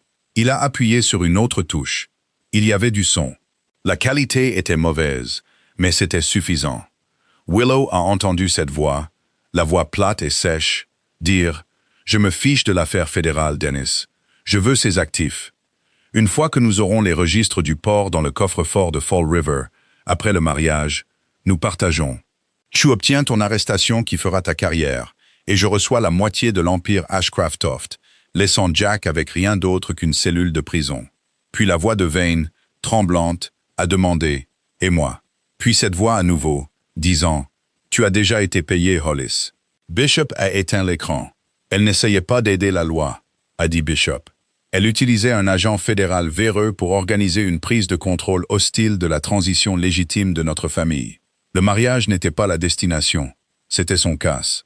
Il s'est laissé tomber sur la chaise très lentement, et Willow a réalisé que quelque chose n'allait pas chez lui. 80 personnes, a-t-il dit. Vous souvenez-vous de ce que je vous ai dit ce matin? 80 personnes, avec un emploi.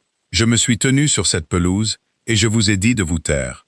Il l'a regardé, et il y avait quelque chose dans ses yeux que Willow n'avait jamais vu chez personne dans cette maison, et il lui a fallu un moment pour le nommer.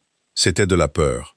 Si vous m'aviez écouté ce matin, a dit Bishop, en septembre, nous aurions été cités dans un acte d'accusation. Il s'est levé. Vous pouvez retourner dans votre chambre, mademoiselle Hartley.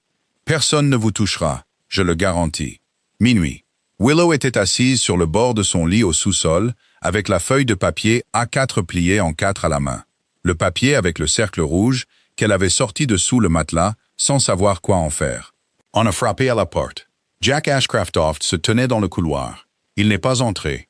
Il se tenait là, dans une chemise blanche froissée, et pour la première fois depuis qu'elle le connaissait, il avait l'air d'avoir exactement 40 ans. « Je l'ai presque cru », a-t-il dit. Willow n'a rien dit.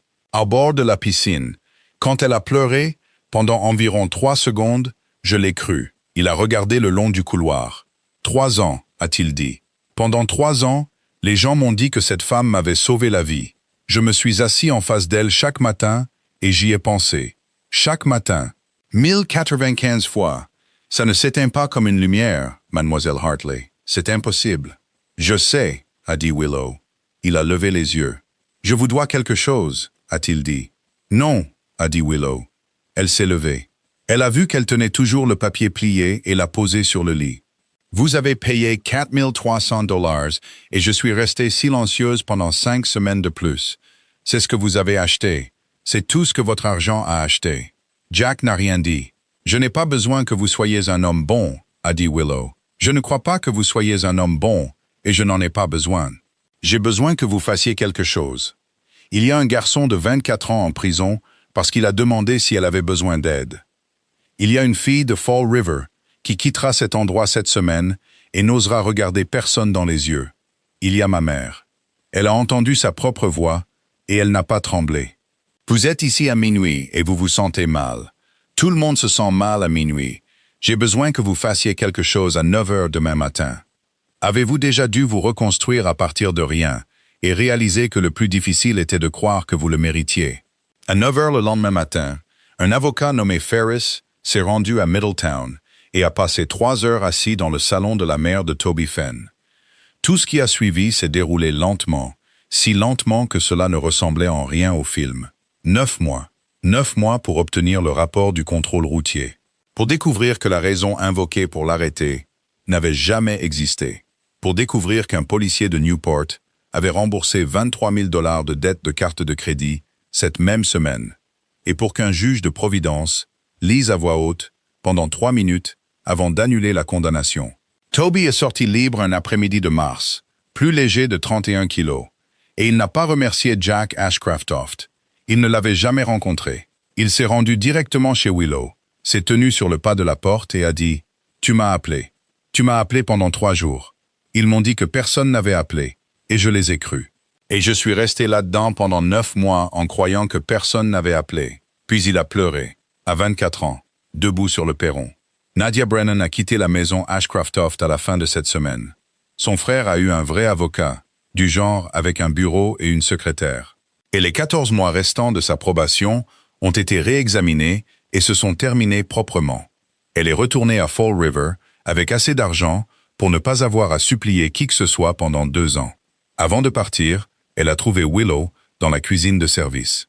Cette fois, elle a regardé directement dans les yeux de Willow, et les 2 femmes n'ont rien dit, car rien n'avait besoin d'être dit. Colette Hartley a été transférée dans un établissement à Barrington, le meilleur de l'État, avec des jardins et un personnel de kinésithérapie à temps plein. Jack a proposé de payer.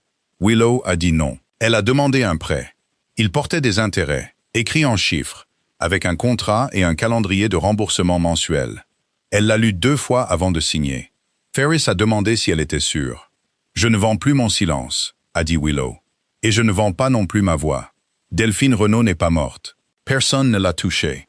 Otto Brandt, un civil de 61 ans qui n'avait jamais été impliqué dans tout ça, s'est rendu au bureau fédéral de Providence avec la clé USB dans la poche de son manteau. Il a attendu 2 heures sur une rangée de chaises en plastique. Jack Ashcraft savait qu'il le ferait. Il a laissé faire. C'était ça, l'action, pas les mots. Et la femme qui avait passé 3 ans à se construire un billet pour l'immunité est entrée dans une salle d'interrogatoire fédérale sur ses propres jambes, parfaitement saine. Et elle a découvert que la seule chose qu'elle avait à vendre était quelque chose qu'il possédait déjà. L'acte d'accusation incluait la fraude à l'assurance, la falsification de dossiers médicaux et le complot en vue de commettre un meurtre sur commande. Hollis Vane a perdu sa licence médicale et a écopé de 7 ans. Otto a démissionné de son plein gré. Personne ne l'a renvoyé. 30 ans, mademoiselle Hartley, a-t-il dit. Je dois apprendre à vivre avec moi-même pour le temps qu'il me reste. Puis il a pleuré pour la première fois de sa vie devant une autre personne. Et Willow l'a pris dans ses bras, et il l'a laissé le tenir. 11 mois plus tard, la même piscine, en mai, sous une lumière entièrement différente, douce et oblique. 11 invités. C'était le jour du mariage de Toby Fenn, célébrant son union avec une gentille fille de Middletown. La pelouse n'avait jamais semblé aussi paisible. Willow, qui avait repris ses études d'infirmière à l'automne, était la demoiselle d'honneur. Jack ne payait pas ses frais de scolarité. Otto utilisait les économies de 30 ans, et il refusait d'accepter un seul centime en retour. Colette était assise au premier rang dans un vrai fauteuil roulant, et aucune des 11 personnes présentes n'a rien dit à ce sujet. Ce n'était pas nécessaire. Toby Fenn a servi les boissons, mais cette fois, il était le propriétaire. Son entreprise avait 6 employés, et il enregistrait toujours tout dans un carnet qu'il avait acheté lui-même. Pendant la réception, Jack se tenait à côté de Willow près du chemin de pierre, regardant les invités rire. Il l'a regardé et a dit « Toute ma vie, tout le monde m'a dit ce que je voulais entendre. Vous êtes la seule personne qui ait jamais accordé plus de valeur à la vérité qu'à mon argent. J'espère qu'avec le temps, je pourrai mériter le droit d'être votre ami. » Willow a pensé à la fillette de 12 ans assise sur le sol en béton d'un garage à Providence. Cette fille avait cru que le silence était le moyen de protéger les gens qu'on aime. Cette fille avait eu tort. Le silence ne protégeait personne. Il choisissait seulement qui serait forcé de souffrir, et il choisissait toujours la personne la plus faible de la pièce. La dignité n'était pas quelque chose que les autres vous accordaient. C'était quelque chose que vous refusiez de vendre, même quand vous aviez faim. Avant le début de la cérémonie, Otto a discrètement placé quelque chose de petit parmi les fleurs de son bouquet. Une vieille clé en laiton, la clé de Lélé. Personne n'a rien dit. Rien n'avait besoin d'être dit. Si l'histoire de Willow vous a touché aujourd'hui, s'il vous plaît, laissez un j'aime, abonnez-vous à notre chaîne et partagez cette vidéo, pour que chaque jour, vous puissiez entendre plus d'histoires qui valent la peine d'être écoutées. Je veux vraiment savoir ce que vous en pensez. Dans votre propre vie, avez-vous déjà dû choisir entre dire la vérité et protéger quelqu'un que vous aimez? Avez-vous déjà été Otto, debout au bord de la pièce, vous disant que ce n'était pas votre problème? Ou avez-vous déjà été la personne qui sert tout le monde pendant que personne ne se souvient de votre nom? Laissez un commentaire et racontez-nous avec tout votre cœur, car nous lisons vraiment chaque ligne. Il y a une chose que cette histoire espère vous laisser. La personne qui fait votre café, la personne qui débarrasse votre table, la personne qui pousse le fauteuil roulant de votre mère, elles ont toutes des noms. Demandez leur nom. Regardez-les dans les yeux, car la dignité d'un être humain ne se mesure pas au solde d'un compte en banque, et la vraie gentillesse ne demande jamais à être remboursée. À vous qui regardez cette vidéo, je vous souhaite une santé durable, une vie joyeuse et la paix chaque jour à venir. Au revoir, et on se retrouve dans la prochaine.